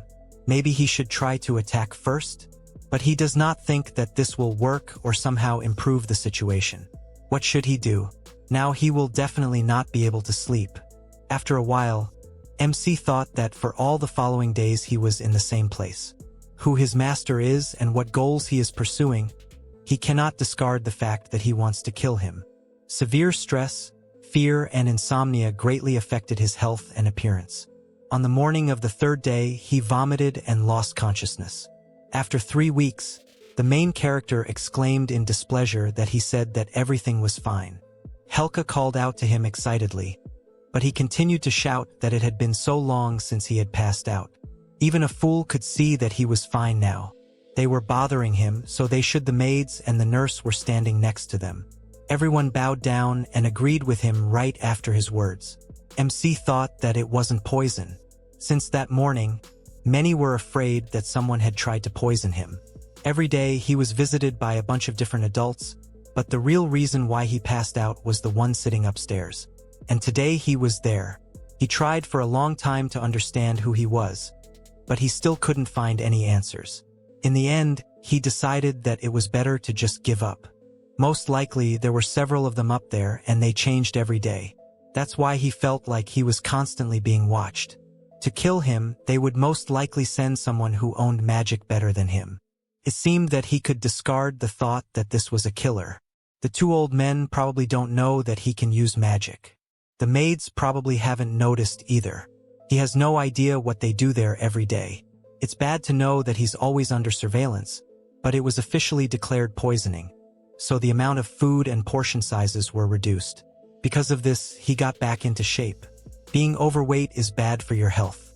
Maybe because he lost weight, but the daughters of the aristocrats now look at him like predators. Their lustful aura seriously scares him. But one of them is different. It's the daughter of the Duke of Varn, the prickly Duchess Nadine de Varn. She's the only one who still looks at him with disdain. After a while, the girl herself, seeing the protagonist, exclaimed with displeasure, "Let him listen carefully to her dad." He asked with a smile, "And she came here to tell him this?" She nervously shouted, "Let him not act smart." The protagonist thought that teasing her had become his little hobby.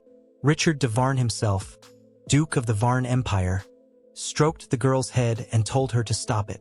"You can't talk to His Majesty like that." She immediately calmed down and agreed. He added with a smile that he apologized to him. She was not the most obedient child. MC replied with a smile that there was nothing wrong with that. He thought that he was much more interested in her father. He was from the neutral nobility. He held the position of an imperial general in the war that happened shortly before he was born. He took responsibility for the death of his father, so he was stripped of the rank of general, until he escapes neutral nobility, especially if we are talking about a former imperial general. By the way, a scar on such a beautiful face? He is probably popular, and his daughter loves him very much. Suddenly, Geoffrey de Nimble, Count and Minister of Finance, entered the room. The protagonist, seeing him, thought that this was another important figure in the neutral nobility. He looks older than his age and is already balding. As the Minister of Finance, he is the one trying to hold on to the empire's finances, which are becoming less and less every year. He is one of those he is absolutely sure of that he will not abruptly take any side. Money is needed for everything in their world, and politics is no exception. If the person in charge of finance joins one of the sides, the balance of power will noticeably change. Therefore, both old men are clearly putting a lot of pressure on him. Let Geoffrey hold on while he is a child. He can't help him in any way. And recently, his attention was drawn to another person. Alfred La Vedette, Count of the Palatinate, entered the room. MC thought that it seemed to him that he said that he would take the side of the one who puts the crown on the head of the emperor. He said almost nothing about himself, but judging by what he heard from others, he is in charge of intelligence, which means he might be the master of those watchers. It's best not to ask the maids or anyone else about him. That's why he wants to get close to him in person to find out more. The protagonist exclaimed his name in admiration and exclaimed that he knew he didn't have any work. Alfred knelt down with a smile and replied with a smile that he did have a job. MC was puzzled to think that he was just laughing. He's not very talkative or emotional. It would be hard to expose him. He expected nothing less from the head of intelligence. He doesn't see his intentions at all. He'll have to somehow trick his eyes when he runs away. But for now, he'll have to wait. The next day, he was brought to the reception room for the first time. The protagonist, entering the office, thought that he had never been in this room before. The decor was more luxurious than the room they usually used. Was this some kind of reception room for guests? He turned to Help and asked if they had a meeting with aristocrats today. He replied that he had a meeting with people from the Velvy Kingdom. He asked him to sit down and wait a bit. MC sat down thoughtfully and thought that usually everything happened only within their country. Maybe he would soon be able to go out into the world. And lately, he only sees old people. Maybe there will be something interesting. A maid came up to him and poured a cup of tea. Suddenly, there was a knock on the door. The protagonist said with a smile, "Let the person come in." Helk introduced her. This is the first princess of the Kingdom of Velvy, Lady Rosalia von Chernier-Crouvier. A girl entered the room and he thought that in 5 years of a stormy life in the palace, where he saw the same thing, he saw something like this for the first time. This is a person who combines beauty and pure innocence. She introduced herself with a smile and said that she was glad to meet him. MC wondered in confusion. Was he really tense? No? Maybe he was afraid? Was he really afraid of such a small and cute girl? And by the way, where was Velvy's kingdom anyway? And what was their relationship with them? He didn't know anything about it. It could very well be a diplomatic move by one of the grandfathers, which meant it was another political trick. But why exactly did they bring her here? The emperor in the power of the nobility. It would be bad if he had such a reputation in other countries. And she was also the first princess, right? Was this really for an engagement? Did they want to solve some diplomatic problems? He didn't know, so he would live and see. Helka approached him and called out to him. The protagonist agreed with a smile and introducing himself exclaimed that he liked her. Let her be his companion. Everyone present was in complete shock. The servant excitedly noted that at his age, marriage was still impossible. He replied, let him something similar then. Rosalia asked in complete shock, is he talking about an engagement? The protagonist agreed and added that he thought it was all good. Couldn't that be arranged too? Helka excitedly replied that it wasn't that easy. He interrupted him and shouted, since there was nothing to stop him, let him arrange everything quickly. The servant immediately ran out of the office excitedly and ran to carry out the order. The maids watching this also ran after him to organize the engagement. MC thought that the maids also ran to report. Apparently, both factions did not expect his decision. He pointed to the sofa, offering to sit down, and asked what kind of place this Velvet Kingdom was. Would she tell him? The girl answered with a smile that she would do it with pleasure. After a while, the protagonist thought that back then, he could not help but notice that she never spoke of the kingdom as her home. She didn't treat it as her homeland. Rosalia told her that she had once been on the flagship of the fleet of the Kingdom of Burba Medelia. Geordie Saddleson, the captain of the Royal Guard of the Kingdom of Burba, approached her and smiled and noted that he understood that they were not at home now, but it was her birthday anyway, so he congratulated her. Rosalia replied that it meant that she left her country at the age of 7. The guy was upset that she was still a child. She was not even allowed to celebrate her birthday, and she met this day on the open sea. He smiled and said that, even though there were few of them, the entire delegation would make sure that she had a good time on her birthday. Rosalia smiled and thanked him. Geordies pointed to the side and said that they were almost done preparing everything, that she should find a comfortable place. She replied that she wanted to stay here for a while longer. The sea breeze helped her to organize her thoughts. The captain of the Royal Guard agreed and pointed out that she should call him if she needed anything. She was sailing on a ship because of her homeland. The Kingdom of Burba, where she was born, is a country that is located in the northwest of the continent called the Eastern Continent. This kingdom prospered when it was part of the Lothar Empire. They were essentially a vassal state. The Burb were never proud of their position, but it was for the sake of peace, so they resigned themselves to their position. But such a peace would collapse sooner or later. In the year 460 of the new era, in the Kingdom of Burb in the capital of Clulia, the king of the Kingdom of Burba, Alexei von Kolongyer-Cluvy, furiously slammed the table and exclaimed, "These are stupid fanatics." The servant replied, "Let him calm down." Another village was plundered as a result of the attack of Thomas Asenaki. He, sitting on the throne, asked, "Is it really this again?" The eastern continent is the place where the kingdom of Burb and the empire of Bungdalt exist. The religion practiced in many countries of this continent is called the Holy Church. Thomas Asanaki is one of the sects of this Holy Church. It is a sect of ardent fanatics who are ready to shed blood. After the death of Een, this sect quickly gained power, and literally in the blink of an eye they grabbed weapons. The center of their teaching was the return of Een, and that they must prepare the eastern continent for this. And on the territory of the kingdom of Burba is the Promised Land, and it so happened that it is not far from the capital of Clulia. That is why the confrontation broke out between them. Everything would be simple if there was only one sect. They would unite with other sects of this confession, who also believe in the Promised Land. Having united, they created the faction Heritage. They became a force to be reckoned with. There are many sects in the Holy Church, and it so happened that the evil sects were widespread in the regions near which people from the ship landed. Saint Een said that he does not accept these teachings, and as a ruler, he orders to seize them. So it is written in the Holy Scripture. There is a historical fact that people already lived on these lands, and Een tried to subjugate them when he landed on the continent, but this had nothing to do with their beliefs. Everything happened because they needed the technology of the people from this continent. The technology of the old continent was in many ways behind that of the eastern continent. Among the Een colonists, there were craftsmen who were able to master their technology. All modern historians say that the reason for the growth of the Holy Church was that the craftsmen were adherents of the teaching. Others call it a conflict, saying that the teaching was recognized as heresy on the Western continent. So many fled here. But one way or another, it turned out that the kingdom of Burb was called the kingdom of evil in the scriptures, saying that they took the Promised Land for themselves.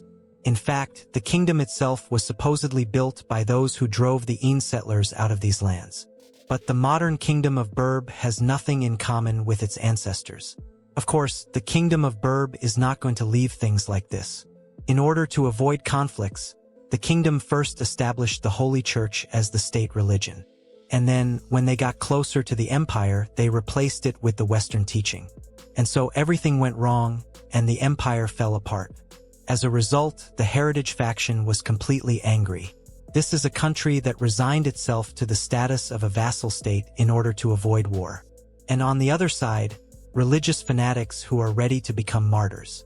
The battles between them were one-sided. For the pagan believers, they are unfortunate people who have not yet learned the true faith. And heretics are fallen people. In other words, there will be no punishment for killing them. They called their campaign against the pagans a holy war and attacked every village and city. They exterminated, burned, and plundered. Thomas Asanaki, who was previously in the minority, created his own nation and named it after himself. And his military power far exceeded the power of the kingdom of Burb. One day, politicians came to Rosalia and began to report that Thomas Asanaki had again been devastated by one of their large farms. They now have even less supplies for the people. This will be their last winter, and there is nothing they can do. They began to argue among themselves about whether they should accept someone from the imperial family into the royal family. But nothing came of it. 100 years ago, the Bundalt Empire remained neutral. Maybe they should directly ask the empire for help? Another politician replied that they were too far away. Let him come up with a more realistic idea. Rosalia noted with displeasure that they were shouting but could not come up with anything. She got up from her chair and called out to Alexei. He happily exclaimed that they did not care what anyone thought of them. They would ask everyone for help in turn, and they would not stop until they found an ally. He asked her for help. The girl with a serious face replied that he should rely on her. After some time on the ship, she thought that the Holy War had not ended for 200 years. But the kingdom of Burb would be able to survive. She will definitely return home with success. After some time, they arrived in the imperial capital of Cardinal. George, sitting in the carriage, was surprised to note that it was even more beautiful here than he had heard. Rosalia happily agreed and thought that the empire could have the power to save her country. The girl continued to tell that a few days later, they had great hopes for the imperial capital of Cardinal. But they were never able to meet with the most authoritative dukes of the empire. and all desperate appeals to aristocrats from different factions were simply rejected. George called out to her and said that it was probably time for them to go to the next country. They had a long road to the kingdom of Hismaith. Maybe they would listen to them there. Rosalia thought sadly that this was, of course, possible. But Hismaith was currently at odds with the neighboring empire of Teva. If they really agreed to help them, would they have enough strength for it? She agreed and added that before leaving this country, she would like to meet the emperor. Was there such a possibility? He was about the same height as her, but he held such a high position. Was it impossible? George replied that, considering that she was also a royal person, they should be granted an audience. But one of the representatives of the kingdom asked why not. Even if they could not get help, they would receive important information about their young emperor. From a diplomatic point of view, it was always better to have more important topics. Another thoughtfully noted that even if they did not get help, they would still receive useful information for their future negotiations. Rosalia replied with a smile that then everything was decided. Their fate would be in the hands of the emperor. Everyone immediately agreed with her. After a while, they came to the protagonist's office. Helk introduced himself and noted that he was meeting her for the first time. Well, it was time for them to go. George also tried to pass happily, but the man stopped him and warned that the princess was the only one who would be granted an audience. He nervously exclaimed that he was a guard of the royal family. Rosalia replied with a serious face that everything was fine. They were already taking up the emperor's precious time, so they could not ask for more. Let him take her to him. Helk thanked her and began to lead her down the corridor. She thought that she had been granted an audience, but this servant was a guard dog. If she immediately told the emperor about the state of their country and why she had come, Helk would immediately throw her out. So, should she do? How selfish she was. Even though it was for the sake of saving her homeland, she was still trying to take advantage of a boy who was younger than her. From the point of view of those around her, she was definitely considered petty and despicable. Helk walked her to the door and, pointing with his hand, said that they needed to go here. Rosalia, with a serious face, thought that she needed to get ready. For the sake of her father and the Burby kingdom, she didn't care what anyone said. The girl had already entered the office and introduced herself to the protagonist. She wondered in surprise, were these really the eyes of a child? He had the eyes of an experienced man or a wise elder. He greeted her and joyfully exclaimed that he liked her. Let her be his wife. This was a real surprise for Rosalia's and the delegation of the Burby kingdom. Until this moment, neither the minister nor the master of ceremonies had reacted to the problem of the Burby kingdom. They were simply waiting for them to leave their country themselves, when they realized that no one would help them. You can't expect much in return from a country that is on the verge of extinction. Both of them did not want to waste money and resources on this useless matter for the country. But due to the whim of the puppet emperor, an engagement proposal was made. And for them, it meant that the emperor had a wish. And whoever fulfilled the emperor's wish would become the closest to him. In this way, they could become the one who would actually be in power. Even if they did not really want to help, they would have to do so in order to get ahead of each other. Later, they both declared that they were serious about the emperor's wish. They would discuss the emperor's engagement and begin to solve the problem of the Burby kingdom. Rosalia wondered that their representatives had visited other countries, asking for support. Why did the emperor decide to help the Burby kingdom? Perhaps their engagement could be the reason. In addition, several other countries agreed to support them.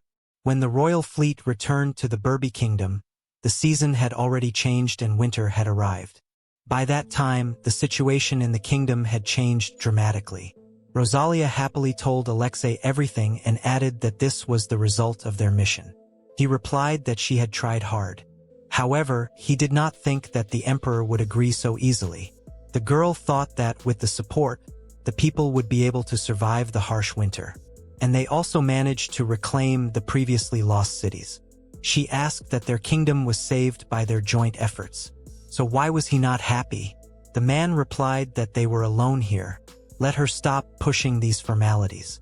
Naturally, their kingdom was saved and he was happy about this news. However, people say the princess met the emperor for the first time. They just met and they already announced their engagement. He is a little worried about these rumors. He heard that the current emperor is just a stupid puppet. If only their kingdom did not have so many problems. In general, he is worried both as a king and as a father. Let her forgive him. She did not need to agree to the engagement. Although they are about the same age, he is 2 years younger than her. She should not have made such a sacrifice. Rosalia thought, did he call the emperor a stupid puppet? No. Everything they say about him is not true. His very appearance and aura and those eyes. He has such mysterious eyes, hiding many secrets. She can't even believe that he is younger than her. She is sure that he will be able to rule the country. No, even the whole world. She objected that he is wrong. She is sure that Emperor Carmine will become a great man. And she will be the one who will always support him. Alexei, perplexed, asked if she would change her mind about the engagement. Rosalia answered that she cannot. If she breaks the promise she made, it can greatly affect their authority. Besides, as the princess of this kingdom, she must fulfill her duties. The man burst into tears and noted that she cares very much about their kingdom. The girl excitedly exclaimed, "Let him stop crying." At that moment, Johanna Westbury, Queen of Burby and Rosalia's mother, entered the room. The girl happily hugged her mother. She smiled and remarked that she had done a great job. She had also grown a little. Rosalia asked in surprise, "Was that true?" Her mother happily agreed and asked if she would tell her about her engagement. She excitedly stopped her and asked what she was saying. Johanna smiled and said that she should stop pretending to. Should she tell her what she had learned about love? The girl blushed deeply and asked what she wanted to hear. She was doing her duty by taking care of the kingdom. The woman smiled and said that she understood everything. She started pushing her and exclaimed that her father was waiting for her. Rosalia thought that thanks to Carmine, her kingdom was saved, and this time she would be helping him. As a wife and as a princess, let him take care of himself because they will see each other again soon. After some time, Balthazar Sibier, a member of the royal guard, thought that in this country, which is ruled by ordinary puppets, the duty of a guardsman has become an ordinary show. Where will honor and pride come from? If one day a man appears who can lead the country to greatness, it will not be a sin to give his life for him. To protect the son of their empire at the cost of his own life, he thought that this was the greatest honor. Sometime later, in the tavern, Goose Balthazar, being drunk, told his friends that this is what he is talking about. He is a proud imperial guardsman, and he is not going to indulge some bigwigs from another country. His drinking companion replied that they are simple people, so they do not see much difference. The other agreed with a smile and added that ordinary soldiers do not understand such things. Balthazar nervously exclaimed that he has already explained it to them many times. The position of an imperial guard is a post that has not changed since the time of the Lothar Empire. It is an honorable branch of the military, masterful in military affairs. However, the sixth emperor, Edward III, sold this position, and as soon as these strangers arrived, everything changed. They can become anyone if they pay well. Now everything is for sale for money. The guy said that he should remember that this policy was abolished during the reign of Edward IV. Balthazar replied that this was nonsense. This policy still exists. Although the emperor managed to abolish it, they still could not return it to how it was. Even now, appointments to the guard are still left to Chancellor Karl. In short, this policy has not disappeared. It is just that now the Chancellor is selling places in the guard. His friend nervously exclaimed, "Let him stop shouting." Balthazar furiously shouted, "Let him shut up." Because of these stupid bureaucrats, the guard has become a plaything for aristocrats. Another guy asked excitedly, could such people really protect the ruling family? Another guy asked if he had bought a place in the guards for himself too. Balthazar replied that although he came from a common family, his family had served the local viscount as squires for generations. One day, his father died in battle. At that time, the main one was just a great general. He became his squire when he was 15 years old. He desperately wanted to surpass his father, and the general noticed his efforts. so he began to try twice as hard as everyone else.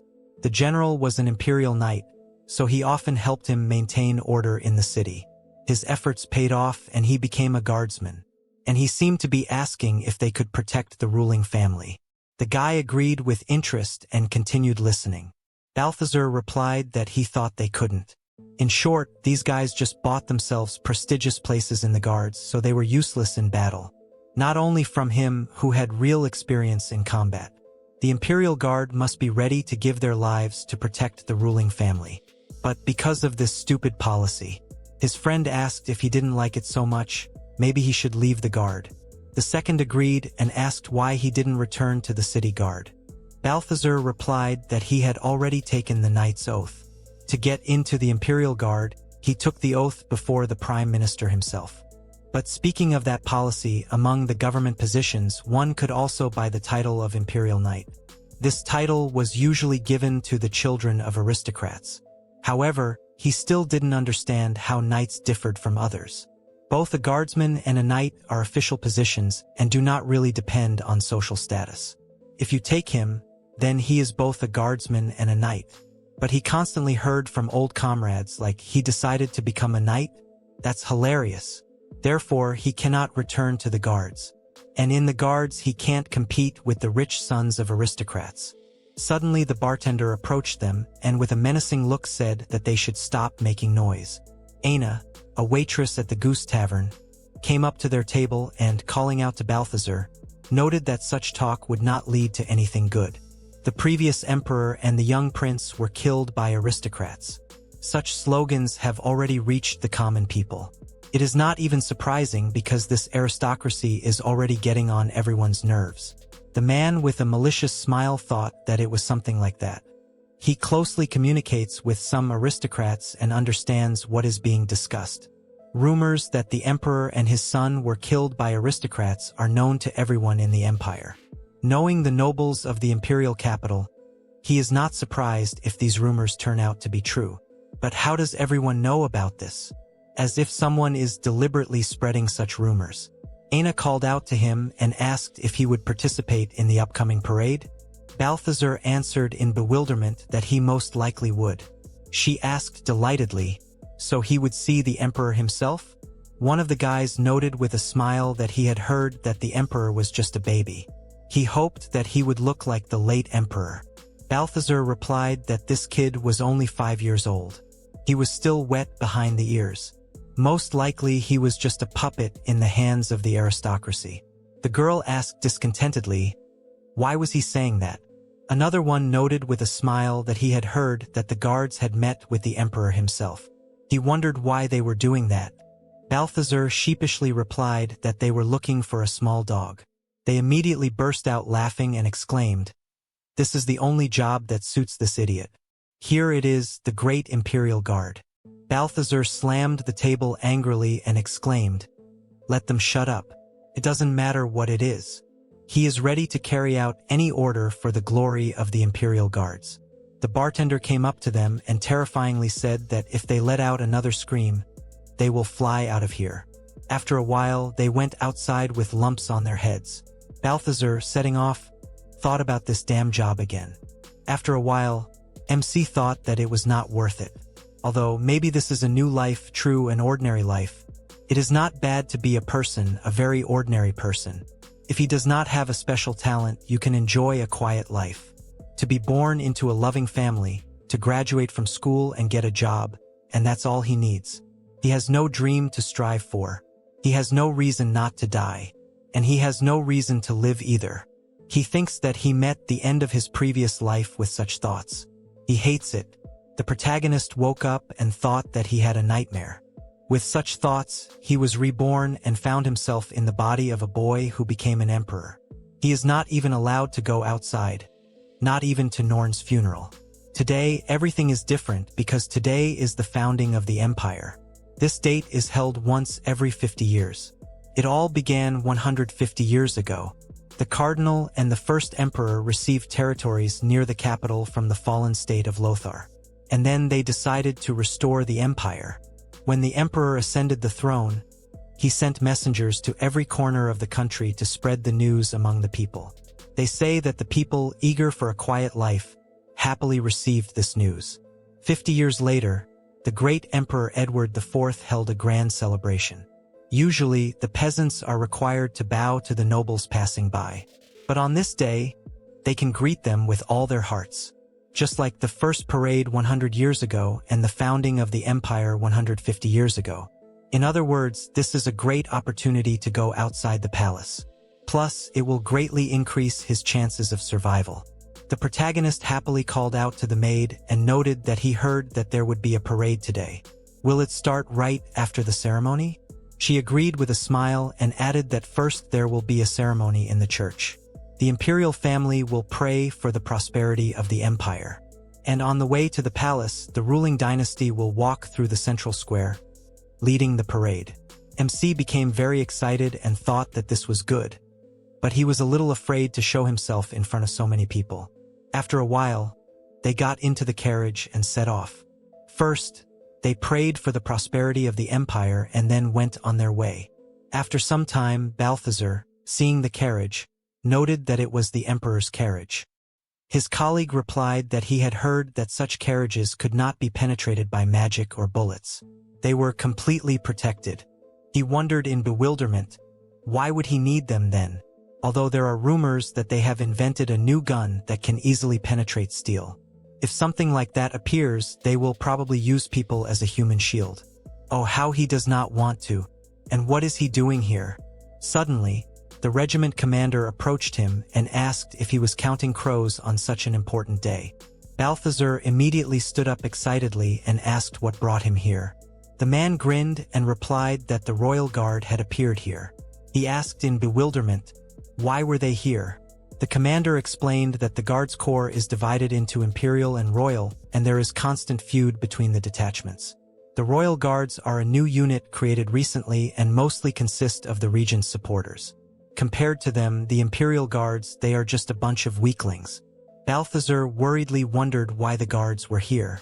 They would not be able to protect the parade. He called out to him and asked if the guards would really be guarding the parade. The commander answered with a serious face that not everything. The emperor's carriage was completely under their responsibility. The guy agreed and thought, let this kid be happy that they would be the ones guarding him.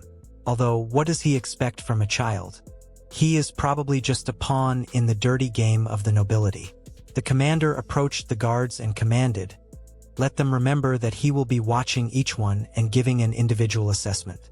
Today is an important day, they need to try. At this time, MC, sitting in the carriage, worriedly wondered what this means that they are now heading to the palace. At this time, commoners are allowed not to bow and greet nobles loudly? He looked at his shaking hand and thought about what he now understood. He lives much better than other citizens of the empire. In a country where political disputes between aristocrats constantly rage, ordinary people have a hard time and the only one who can fix this is the emperor, that is, him. However, now he is just a child with a crown. The people have every right to hate him. If he does not change anything, they may start a rebellion and then he will go straight to the guillotine. He is afraid, he does not want to look, does not want to hear, he cannot stand it. Let them not be angry, how pathetic he is. Having been reborn as an emperor, he understood everything perfectly and now he is almost crying from fear. He does not even believe it, he is truly pathetic. After some time, the carriage entered the city and all the people began to joyfully shout for the emperor. MC looked out the window in wild surprise and asked in bewilderment why they were happy. Balthazar, sitting next to him on a horse and hearing this, thought about it. Why was he asking this? He answered with a smile that people expected a lot from him. In addition, the previous ruler and the crown prince were very popular among the people. The protagonist beamed with hope and thanking him, asked what his name was. Balthazar hesitated and said a name that was not his own. He replied that he would remember it. The protagonist sat deeper in the carriage and happily thought that he had neither strength nor talent. However, he still wanted to be special. He lacked the courage to take a step forward. In his previous life, he did not stand out in any way. It is quite normal not to want to die and the desire to live is absolutely natural. Therefore, he thought about giving up the status of the emperor. However, hearing these voices, feeling their gazes on him and seeing these faces, he does not want to be a simple puppet. This is his wish. Ever since he realized that he had been reborn in such a ridiculous way, time had begun to pass unnoticed. A state that was about to fall. Greedy aristocrats who knew no bounds. Ever since he was a child, he had to fear for his life. No chance. This game has an unimaginable difficulty. While the aristocracy enjoys luxury, the commoners become poorer every day. He thought that the people would direct their anger at him. But in reality, everything turned out differently. The people greeted him with smiles and hopeful eyes. They greeted him, a simple puppet of the nobles. This touched him to the depths of his soul, and he decided to become an emperor. The greatest ruler whose wisdom would be remembered for many centuries. And for this, he needed to get rid of those who had seized power into their own hands. Especially the chancellor, the master of ceremonies, and the regent. They all needed to be gotten rid of, preferably at once. If he fails, he will die instantly. If even one of them survives, a conflict will break out that will split the country and will suffer the most. Of course, if he starts acting now, nothing will come of it. That is why he can only bide his time. He will set the chancellor and regent factions at odds. And while they quarrel with each other, he will rise. If necessary, he will play the fool for years. Sometime later, at home, the protagonist called out to Helk and asked if he had arrived yet.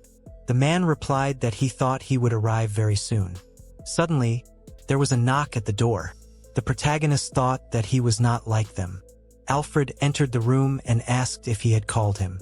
He answered with a smile that he was glad he had come. Today he was free to work again.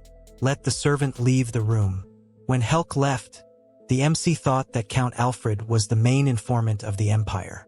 In other words, he is the head of a spy organization. With such a person on your side, you can get much more reliable information than by eavesdropping on the conversations of maids and soldiers. And it is extremely important for him to get him. When they first met, he did not yet understand the whole situation. Every time he ran into him, he grabbed his hand, saying they have work to do, and made him do small tasks. From the outside, they looked like a selfish emperor and a count who are bored with a child. Alfred noted that, as he had mentioned earlier, he also had his own business. The protagonist used heat detection magic, and having scanned everything around, thought with a sly smile that now no one would suspect anything was wrong if he and the count were left alone. He noticed that there was no one here, so let him sit down. It seemed to him that this was their first normal dialogue. He was very grateful to him for his help. The count replied that he was only doing his duty. The protagonist asked with a serious face, by the way, were his people under the ceiling?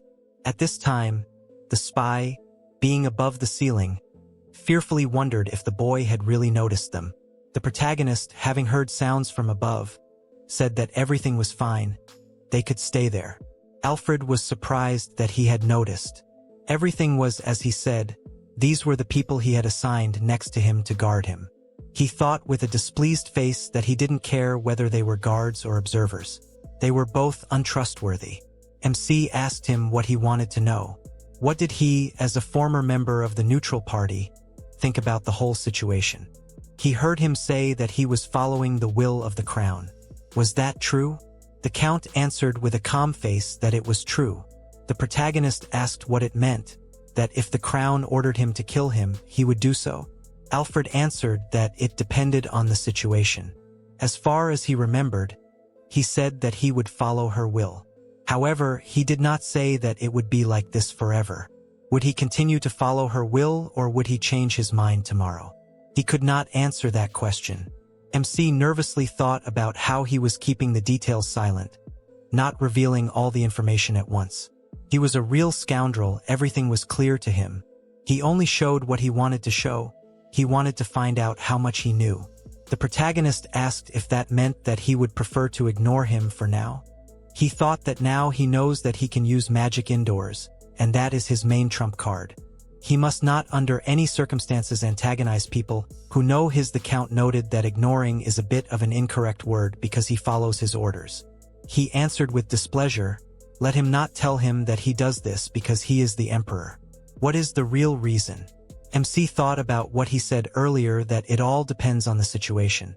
In other words, for him, the emperor is not a figure that should be obeyed unconditionally.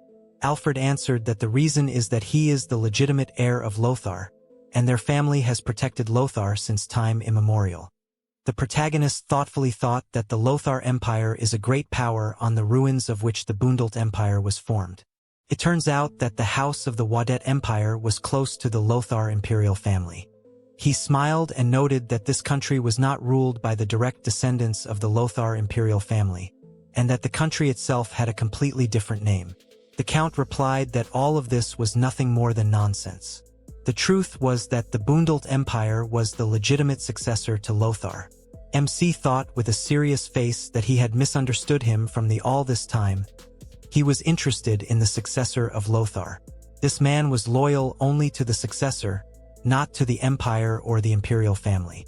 And since he was Lothar's successor, he would not tell anyone that he could use magic. Everything turned out to be much simpler. The protagonist wondered if Duke Karl and Duke Philip were also Lothar's successors. Alfred replied that they were not. They were nothing more than two dukes. He asked that, in other words, he was the only successor. The Count replied that he was. MC thought that he was the type of person who lived by his faith and beliefs. He wondered if it was possible that he would no longer be considered Lothar's successor. Alfred replied that as long as he remembered his roots, it would not be a problem for him. The protagonist wondered if he could get more information about Lothar's successor out of him. The Bundelt Empire had adopted Lothar's language and culture, so he would not be a problem as long as they did not try to destroy Lothar's culture or falsify history. But there was a chance that he would get rid of him as soon as his heirs appeared. After all, it was not him that he needed but his bloodline. As much as he would like to, he had to prepare for the worst. After all, he had decided to live as an emperor. Therefore, even if he wanted to believe him, he could not do so without guarantees. He still had questions. MC called out to him and asked why his father and the previous emperor were killed. Alfred answered with a menacing look that he was the eldest among his subordinates and family. All of the older generation had ended their lives themselves. The protagonist wondered in horror. Really? So they had decided to atone for the death of the previous emperor. Was that what he meant? He wondered that. As far as he remembered, the church did not approve of self-death, right?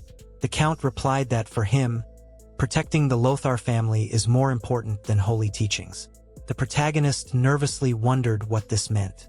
That for them, those who could not protect Lothar are no different from heretics. Their faith in the Lothar Empire is more like fanaticism. This man is dangerous even as an ally, but if you make him an enemy, it will be even worse. No, he was ready for this. What kind of emperor would he be if he did not understand even this? MC said with a smile that this means he does not have to wait for the coronation to ask him for help. They will take this country back from the dirty robbers and turn it into a great power worthy of the title of empire. Alfred answered with a calm face that everything would be as he wished, all for the sake of the empire.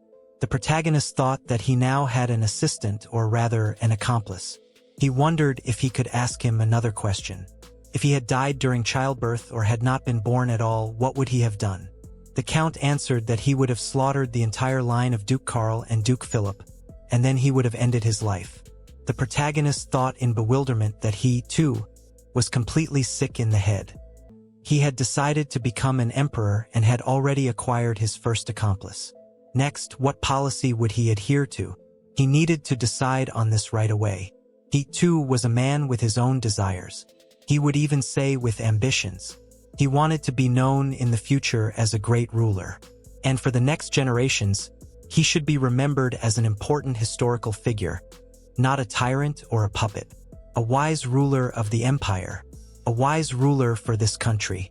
If he continues to praise the ideas of pacifism and close his eyes to the interests of the country, he may become famous as a great ruler, but only from the point of view of other countries. He is the ruler of an empire. The well-being of his people must be his priority, and it does not matter how many countries he has to destroy for this. He knows the history of his original world. Even if history here is completely different, the experience of that world can become a guide for him. One of the rulers, for example, was able to build a great empire in one generation, but after his death, it fell apart. Such short-lived prosperity does not suit him. Well, compared to such a great figure, he is just an ant. Be that as it may, he will soon be 6 years old. In the palace, they constantly talk about the emperor's education. He was 4 years old then. By the way, the previous emperor began his education at the same age. Compared to him, he is already lagging behind. It is logical that aristocrats do not want to teach their puppet a lesson. But with the hype surrounding the engagement, they came to the conclusion that they could no longer leave him without an education. It seems that they are putting all their efforts into negotiating the terms of support and transporting humanitarian aid, and the neutral aristocrats have begun to resent the fact that the emperor has not received any education yet. This is a good chance to attract the neutral faction to their side. The regent faction has declared that the regent will take care of the emperor's education, and the chancellor insists that he himself will take care of his education. As always, these two are fighting for every advantage. All that remains for him to do is take countermeasures. It doesn't matter whether the chancellor or the regent will take care of his education. Both sides will only teach him what is convenient for them, and if necessary, they will distort the facts. In order to rule the country, he must receive a good education. In his past life, he did not study anything related to the structure of the empire. Even one good teacher is already a worthy victory. After some time, MC noted that he will soon begin to be trained as an emperor. He was assigned the butler Helk as his history teacher, right? Alfred agreed and added that it was just as he had told him. But the protagonist began to think that this count was the head of a spy network. Since he had teamed up with him, he had access to much more accurate information. He thought that he himself knew how useful he was. Whenever he had the opportunity, he played the selfish emperor in order to invite him here. He became a count for conversations. The entire top of the empire was filled with writhing snakes, and they didn't even try to hide it. No one should know about the nature of their secret meetings. The protagonist said that initially he was supposed to be taught language, mathematics, history, religion, military affairs, magic, art, self-defense, politics, and horseback riding. Only 10 subjects, right? Alfred agreed and added that in reality he would only study 5 of this list. Language, history, religion, art, and horseback riding. The regent's people would be in charge of language and horseback riding. The chancellor would take on religion and art. History would be taught by Helk as a representative of the neutral party. About the other subjects, they said something like, "They'll figure it out along the way." The protagonist chuckled at this and replied that it was obvious that they didn't want him to understand politics or military affairs in any way. The count, with a calm face, said that everything was correct. He noted with a smile that this was excellent. So all that's left for them to do is force Helk to give up his role and put him in his place. The story has to be told by a neutral faction, no matter who, right? The servant may act like a neutralist, but he's in cahoots with the chancellor. The count, puzzled, replied that he didn't mind, but he wasn't going to do anything about the other subjects.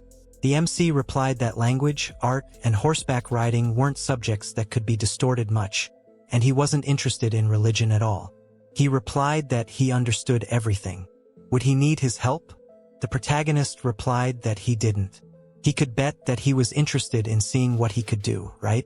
He thought that it was amazing how quickly his chance had come his way. After a while, the protagonist walked out into the hallway of the mansion. Seeing Philip and Helk together, he asked in surprise if they had become friends. The master of ceremonies greeted him and remarked that they hadn't seen each other for a long time. The MC agreed with a smile and added that it had been a long time. He had done well with the Barubi kingdom back then. It was good that he had such loyal servants. He thought that this nonsense was giving him goosebumps. Philip noted that he was very kind to him. He would continue to serve him faithfully, not sparing his old bones. The protagonist agreed with a sly smile and thought that he should kick the bucket as soon as possible, and if possible, let him take the chancellor with him. How annoying it was when he had to watch his facial expressions. He said that he wished he would visit him more often. He never saw his mother. The master of asked in surprise, was he okay with that? The protagonist replied that he was not very happy. but he was glad that at least he came. He was told that he did not want to see him at all. Helk, hearing this, nervously called out to him. Philip asked with a serious face, "How did this happen?" He replied with a smile that at least he had managed to become friends with Helk. They often communicated with him alone. The servant nervously exclaimed that it was a misunderstanding. He had done nothing wrong. MC asked menacingly, did he really want to say he was lying? He remembered everything. After all, he himself had told him then to be careful with his mother. He remembered it very well. Philip said disappointedly, "Let Helk calm down. Let the Emperor just know that he believed him." MC agreed with a smile and thought that for now he could not deal with them directly. Helk was neither an enemy nor an ally for him. But now the Master of Ceremonies also had doubts. The doubt may not be small, but this seed will easily sprout. He noted with a smile that he hoped that they would all become good friends. The protagonist thought that in the end, doubt would grow into suspicion. It will grow and grow until it swallows them whole. The Chancellor and the Regent will be at each other's throats, reducing their power. And to prevent all this from escalating into a civil war, he will maintain the appearance of a puppet that they so desire. As an innocent emperor, he can pull off any trick right under their noses. A little later, the Regent faction revealed Helk's true identity and removed him from history lessons. Alfred was appointed as the new teacher. Sometime later, in the Akaikar district in Frederick's house, the Baron and aristocrat of the Regent faction himself called out to his son and asked if he was ready. Timon agreed with a smile. He knelt down and said that he should forgive him. If their family had more power, he would be able to refuse them. The boy replied with a smile that it was okay. This was also their role. The Emperor was counting on them, right? Frederick looked at him excitedly and agreed. Timon said with a smile that he would go. He sat down, went outside, got into the carriage and drove off. His father, watching from the window, thought, "May God protect this child from harm." The guy himself, sitting in the carriage with a serious face, thought, "What an emperor." At this time, the protagonist, studying together with Alfred, twitched. He asked in bewilderment what was wrong. The protagonist answered, "Let him not pay attention." So he was talking about a supporter? The Count agreed and continued to tell that thanks to his actions, the Regent faction began to suspect Sir Helk of a double game, and now he is considered a supporter of the Chancellor. MC with a serious face noted that he took bribes and reported on his every move. He will get what he deserves. Alfred replied that this is true. Now the Regent faction needs to find a person who will not be connected with Helk in any way. And for this, they created a new position, supporter. The protagonist asked what kind of person this supporter was. He, holding a piece of paper in his hands, explained that his name was Timon. This year he would be 9 years old. His father was Frederick. They were aristocrats who had joined the Regent's faction. The house itself was not distinguished in any way. They did not have any special achievements either. The Baron was famous for his honesty, so those around him tended to trust him. His wife died during an epidemic. Since then he lived alone with his son. Suddenly Alfred, reading the text, was very surprised. The protagonist, noticing this, asked what was going on. He replied that nothing like that. Let him tell him what a supporter is. MC said with a smile, let him think. Perhaps this was another audition? He had heard that he would become a poison detector. Alfred noted that in such a matter it was most reliable if the taster was similar in build to him. The protagonist said excitedly that they clearly did not agree to this themselves. He agreed and added that he had no doubt that he was a clever man. But that was not all. The follower also served as the chief escort. The MC was confused and asked if he knew what he was responsible for. Alfred agreed and explained that it was a cultural legacy from the Akika region. Regent Eclexia was from there. He asked, so what? That didn't tell him anything. So he didn't know the answer either? The Count replied that he was asking for forgiveness. Then he would get straight to the point. The position of the chief escort meant that Timon would be his favorite. The protagonist asked in shock, a favorite in the sense of comfort? He replied that was absolutely correct. The MC was confused and noted that his mother had said that she wanted him to have someone he could call a friend. Alfred replied that that was also his responsibility. However, Lady Eclexia clearly understood what the role of the chief escort was and approved of the culture of sodomy. That's why she wants to prepare the person who will become his favorite in the future. The protagonist asked if both Timon's father and he himself agreed to this. Alfred replied that this was not the case. Timon is disgusted by the culture of sodomy, and his father completely understands and supports him in this. In truth, the Baron has rejected all such offers from other nobles so far. MC asked in surprise, then why? The Count replied that Lady Eclexia said that the Emperor was counting on them. He thought furiously that this was the work of the damn old woman. He doesn't care who sleeps with whom, but even the imperial family has no right to belittle or force someone. The protagonist noted with disgust that he was never interested in men. She just brazenly used his name. Alfred replied that such are aristocrats who have power.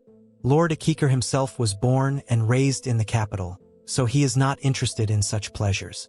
The regent grew up in the Akikar region where such behavior was the norm, so he dared to assume that this initiative was entirely hers. The protagonist thought furiously, let her not think that she could get away with this. He would definitely kill her one day. Suddenly, a maid knocked on the door and warned that Timon had arrived. The Count worriedly noted that rumors might spread. The protagonist replied with a smile that they would finish for today. Let her bring him here. He thought nervously that he was a child like him. Maybe if he pretended to know nothing, they could still get along. After a while, the supporter himself entered the room. He introduced himself and said that from today on, he would be his supporter. He would carry out any orders he gave. The protagonist also introduced himself and replied that he did not need such formalities. He saw Timon's terribly furious look and thought that the first impression could not be worse. After a while, the protagonist thought that from that moment on, the supporter continued to drill him with a murderous gaze without stopping. But he had other concerns, the beginning of his terrible education. The first is religion. This subject is taught by an aristocrat from the Chancellor's faction. Sitting in the office, the teacher with a sarcastic smile asked if he understood everything. They are the only empire in the world, and the only true faith is the Western holy teaching, and everything else is it was created only to stupefy the hearts of his subjects, and therefore the words of the great Saint George V, who is the younger brother of their Chancellor, this can be considered the absolute truth. MC thought in bewilderment that this is complete garbage. Next came the drawing lesson, which the Chancellor was also responsible for. She did nothing but praise the Lothar culture and slander the Akakar culture. The teacher didn't even try to be honest. For every mistake, she insulted and ridiculed Timon, and his murderous look was getting worse, but he wasn't guilty of anything. After some time, there was a linguistics lesson. The teacher was a man from the Regent faction who turned out to be even worse. The protagonists thought that they were studying Bungdart, Sacred, Lothar, Akakar, Dabur, and Teneb languages. These 6 languages are spoken in the Empire. There are too many of them, and besides them, there will also be the languages of neighboring countries. Isn't it too much to expect from a 6-year-old child? What's wrong with education in this country? Well, if he tries, then he might be able to remember something. The problem is different. A child's brain is quite flexible. MC began to talk to his teacher in another language. The man admiringly noted that this was amazing. His pronunciation is excellent.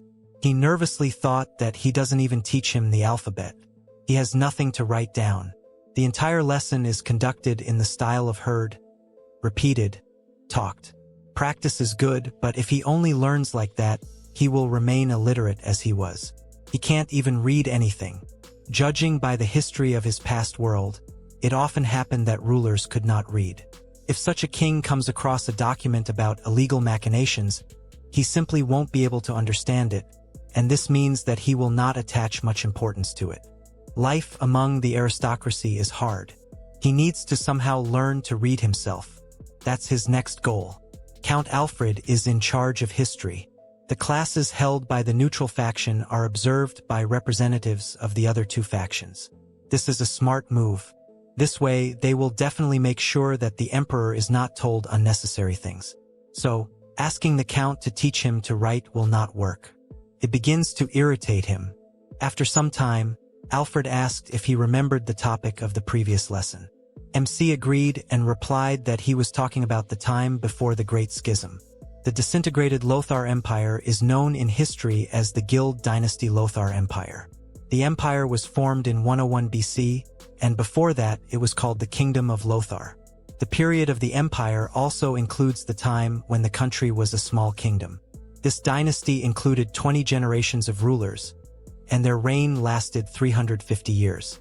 From the beginning to the middle of its existence, this country was a hegemony in the west of the Heavenly Mountains.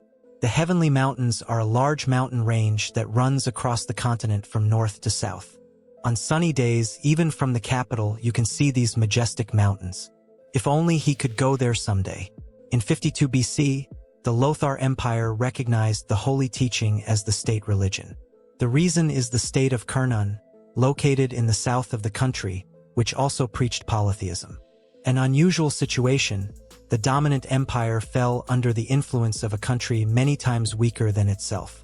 It was just that the holy teaching was able to penetrate the empire at the right time. Perhaps in terms of territory and development they were stronger, but religion is an intangible thing. It is a pity that many countries continue to fall under its influence. So the great empire of Lothar changed its name to the Empire of Harbarian. With a new name, the empire flourished as the largest state on the entire eastern continent. But in the year 220, according to the new calendar, decline began. The tyranny of the chancellor led to an uprising. In 222, during the uprising, the capital was lost, which was eventually quickly returned. But this event affected the authority of the country, and the vassal countries gradually began to separate, wanting to become independent. And, as if trying to finish off the country, the Trap faction and the faction of the holy teaching clashed with each other, which led to a civil war. One uprising was replaced by another, and so the era of the Great Schism began. That's all. Alfred, after listening to him, remarked that this was excellent. Then they would move on to the next topic. Today they would learn about how the Bungdart Empire was formed. MC wondered what the Lothar fan would tell about their empire. He had a bad feeling about it. The Count said with a smile that many countries had tried to grab a piece of Lothar, so he had to be careful not to confuse them. The protagonist, with a nervous face, thought that it seemed to him that it was a mistake to appoint him as a history teacher. Alfred continued to tell that in the year 248 of the new calendar, Gaukian, a mercenary from Guffer, invaded the empire. This marked the fall of the Lothar Empire. In 249, shortly before the fall of the capital, the chancellor and his henchmen fled, taking the emperor's treasures with them. But this is not even the same chancellor who caused the great uprising in 220. The chancellor made his way to the fortress city of Hor, and there he ascended the throne, calling himself the true heir to the Lothar Empire. This period is called the Lothar Empire of the Feather Dynasty. At the same time, distant relatives of the imperial family of the Guild Dynasty, who managed to escape from the capital during the uprising, gathered their army. They founded their own state and called it the Lothar Empire of the Post-Guild Dynasty.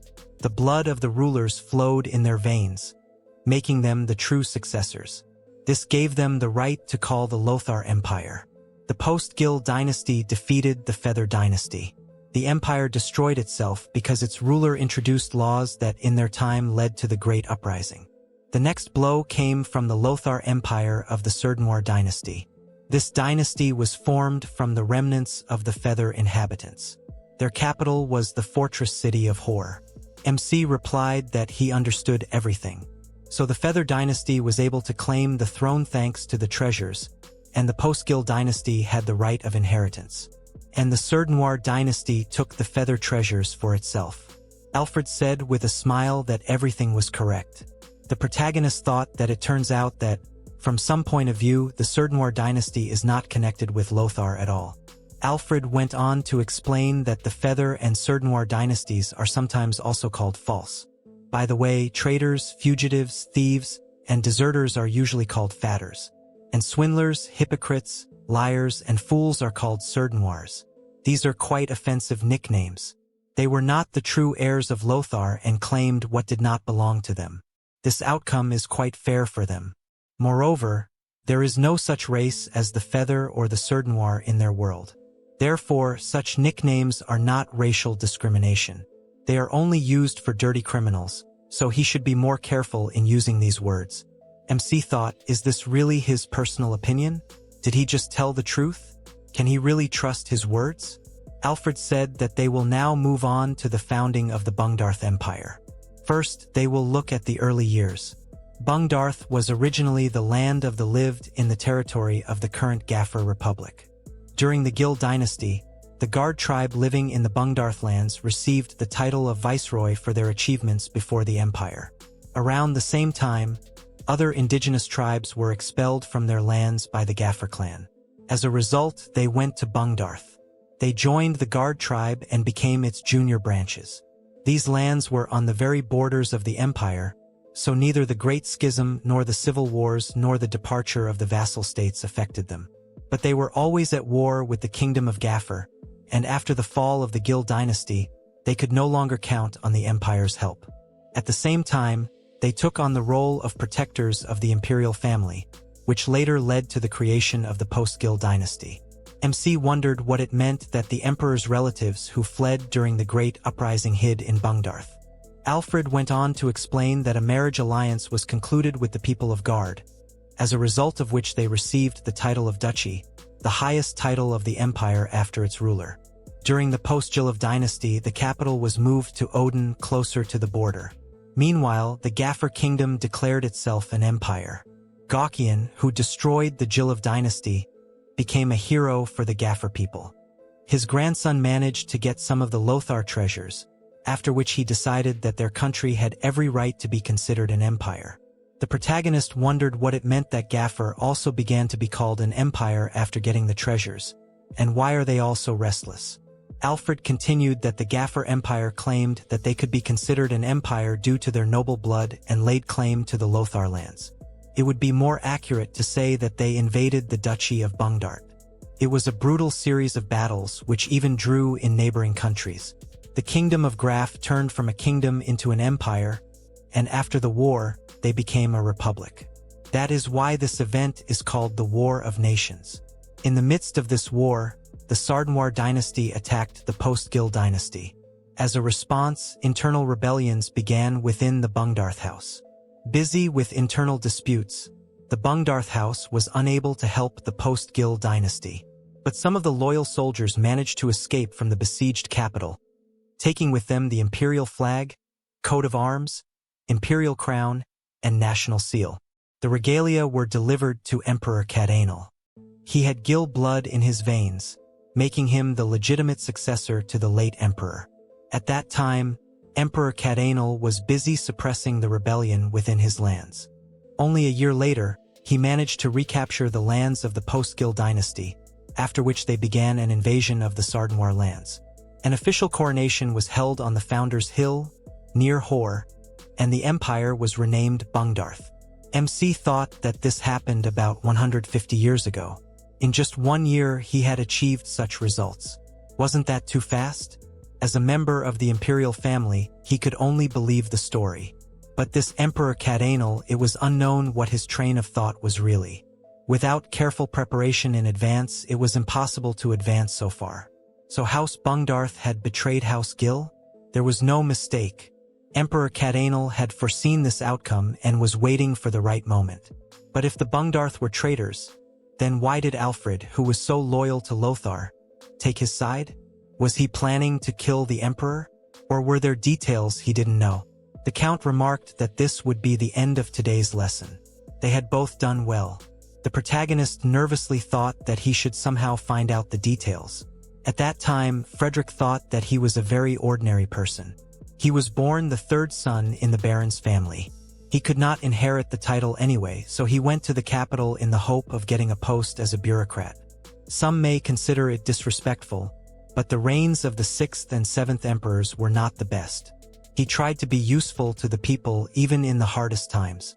His colleagues began to speak well of him, and around the same time he met his faithful friend. She was better than him in everything and tried to help him. His brothers died without leaving any heirs. The title of Baron passed to him, and he was forced to leave the capital.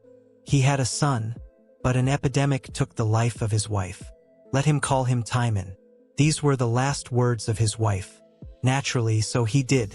For him, nothing is more important than this child, and now he has fallen into the hands of the emperor, who is known as a stupid puppet. How much longer will the god test him? A servant came to him and reported that everything was ready for departure. Frederick thanked her with a smile and added that he would soon go down. He wondered if this would be his last test. At this time, the protagonist thought that he could feel Timon's thirst for his death from here. His life was constantly in danger. If he was followed everywhere by a man with a thirst for blood, he might get used to it and stop feeling the danger. He was naive even if he tried to establish a dialogue with him. He called out to the supporter and asked with a smile, "Is the weather nice today, right?" In response, Timon just remained silent and continued to look at him with furious rage. MC thought that this was happening day after day. This was already starting to irritate him, but today he would put an end to it.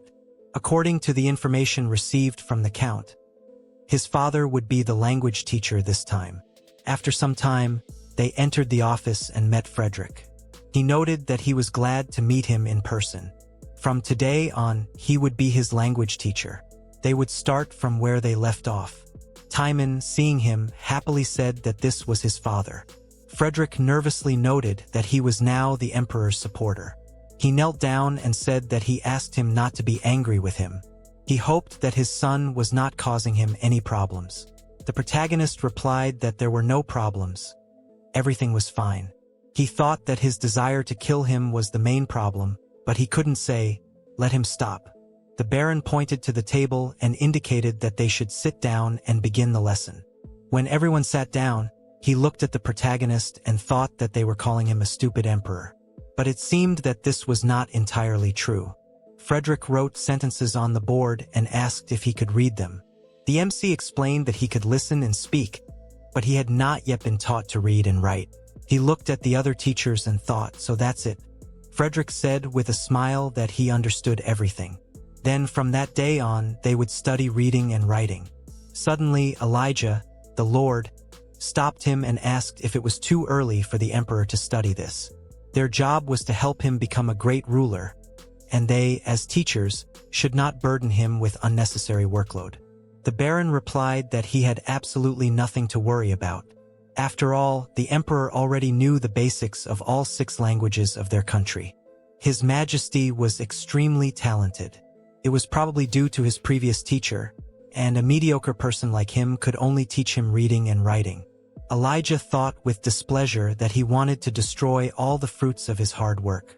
Their goal was to leave the emperor illiterate. Carmine smiled awkwardly and said that he just to learn something new and was counting on him. Frederick turned to Elijah and asked, "Did he hear His Majesty?" The protagonist thought in bewilderment. Will everything really be okay with the Baron? Elijah leaned towards Frederick and asked, "The palace doesn't often favor servants with such an attitude. Does he agree?" Carmine thought happily that now he would be able to learn the letters. When he learns to read, he will be able to receive information not only from oral sources, but also from books. He looked at Timon and mentally said that he forgives him. His father was worth all his suffering. According to the protagonist, learning the alphabet is going smoothly, but the harder he studies, the more suspicions he will arouse. I wish he could read a book, but he will have to wait. After the Baron became his teacher, the monotony of the rest of the classes became even more tiring. In his opinion, it is all a waste of time, so he often ran away from them. Teachers often change, and the aristocrats also try to teach him facts that are convenient for them. It is unlikely that anyone will be able to tame the selfish emperor. Thanks to this, he became a fan of horse riding, although he is allowed to ride only within the palace itself and is always accompanied by the aristocrat's guard dog. Carmine thought that at least he can see the surroundings of the mansion. He looked ahead questioningly and turning to Hubert, asked who this old man was. He introduced himself and the protagonist asked what kind of tower this was. Hubert asked, "Is he talking about this tower? An innocent maiden is imprisoned at this." The protagonist thought with displeasure that it must have something to do with Regent. He was talking about such horror and even smiling. Hubert said that her name was Sylvie, the daughter of Count Shaman, who was the concubine of His Majesty's father.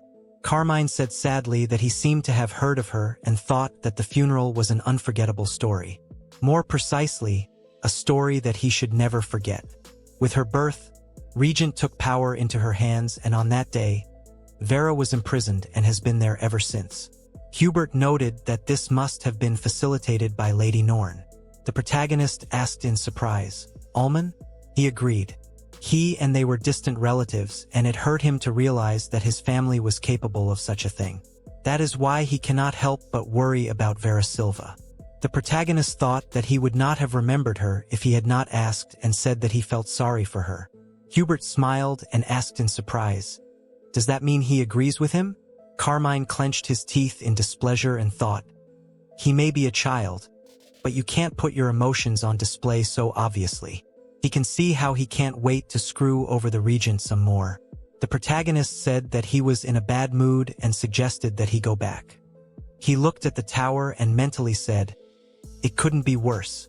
He was angry with the Regent, and this political battle was angry. And what's more important, he was angry with his impotence, because he couldn't help even one girl. Meanwhile, in class, according to Carmine, lately history lessons were becoming more and more boring. Not that it was the Count's fault. There is a so-called taboo. It is different for everyone, depending on the person's position and status. In his opinion, the aristocrats came up with this rule only to make their lives easier. A rule for raising stupid puppets that are easy to control. Reading and writing, knowledge of military affairs, studying martial arts and magic hone the skills of the emperor, and do not forget about the meetings of the emperor with the people. Anything that is uncomfortable for them immediately becomes a taboo and forbidden knowledge. One cannot even dream of a good level of education. He is not very interested in the achievements of past emperors, but because of this taboo, he is told only about good deeds. Now they have moved from the first emperor straight to the third, Katanal, the first emperor of Bunglart. He himself has heard this story more than once. A famous monarch known throughout the country. Because of his achievement, even commoners do not dare to name their children after him. It is considered disrespectful. In stories, he is described as a supreme being who cannot be approached. It seems that he was an excellent strategist, and in a year, he managed to reclaim all the lands of the Postgil dynasty. After that, they moved to Howell, the capital of the Serdenoirs. The hill that existed on the border of the Cardinal Emperor's lands was called the Founder's Hill, and having announced this, the Emperor left the front. This marked the beginning of the founding ceremony. When it became clear that the Emperor had left for the capital, Serdenoir sent all his troops to attack in the hopes of delivering a crushing blow. Upon learning of this, the Cardinal immediately moved to help the troops, first to show himself on the battlefield and then suddenly leave, but clearly provoked Serdenoir to attack. Carmine said that the Cardinal Emperor was amazing. The teacher agreed. He showed himself brilliantly. However, he was good not only in military affairs. The Lothar Empire at one time split into 5 independent states. It took 9 years to unify them. They say that, on the battlefield, he was completely invincible. That is why he is the founding emperor. The protagonist thought in bewilderment to obvious pressure, but something tells him as if the emperor had a trump card that they just do not want to tell him about. It will be necessary to study his biography more thoroughly later. The great project to restore Lothar also included the conquest of the kingdoms of Akikar and Tanabe, but the invincible commander was broken by an enemy he did not expect, illness. The emperor died without completing his plan. The second emperor was the heavyset Edward I. He was the eldest son of Cardinal and continued his father's work, annexing Akikar to the empire. He, in turn, died when he was 36 years old, and before his death managed to complete the construction of the capital of Cardinal. The happy Emperor Charles I, the younger brother of the second emperor during his reign, was able to repel the invasion of the Kaffir people. So these are his achievements. Carmine thought boredly, too briefly. It is immediately obvious that all the inconvenient parts of his biography are skipped and no one even tries to hide it. Count Woad, is he trying to point out his taboos? The Count tries to help him as much as he can and even makes him take notes on these boring activities. Woad had said that he would remember better if he wrote it down, and these observers had nothing to say in response.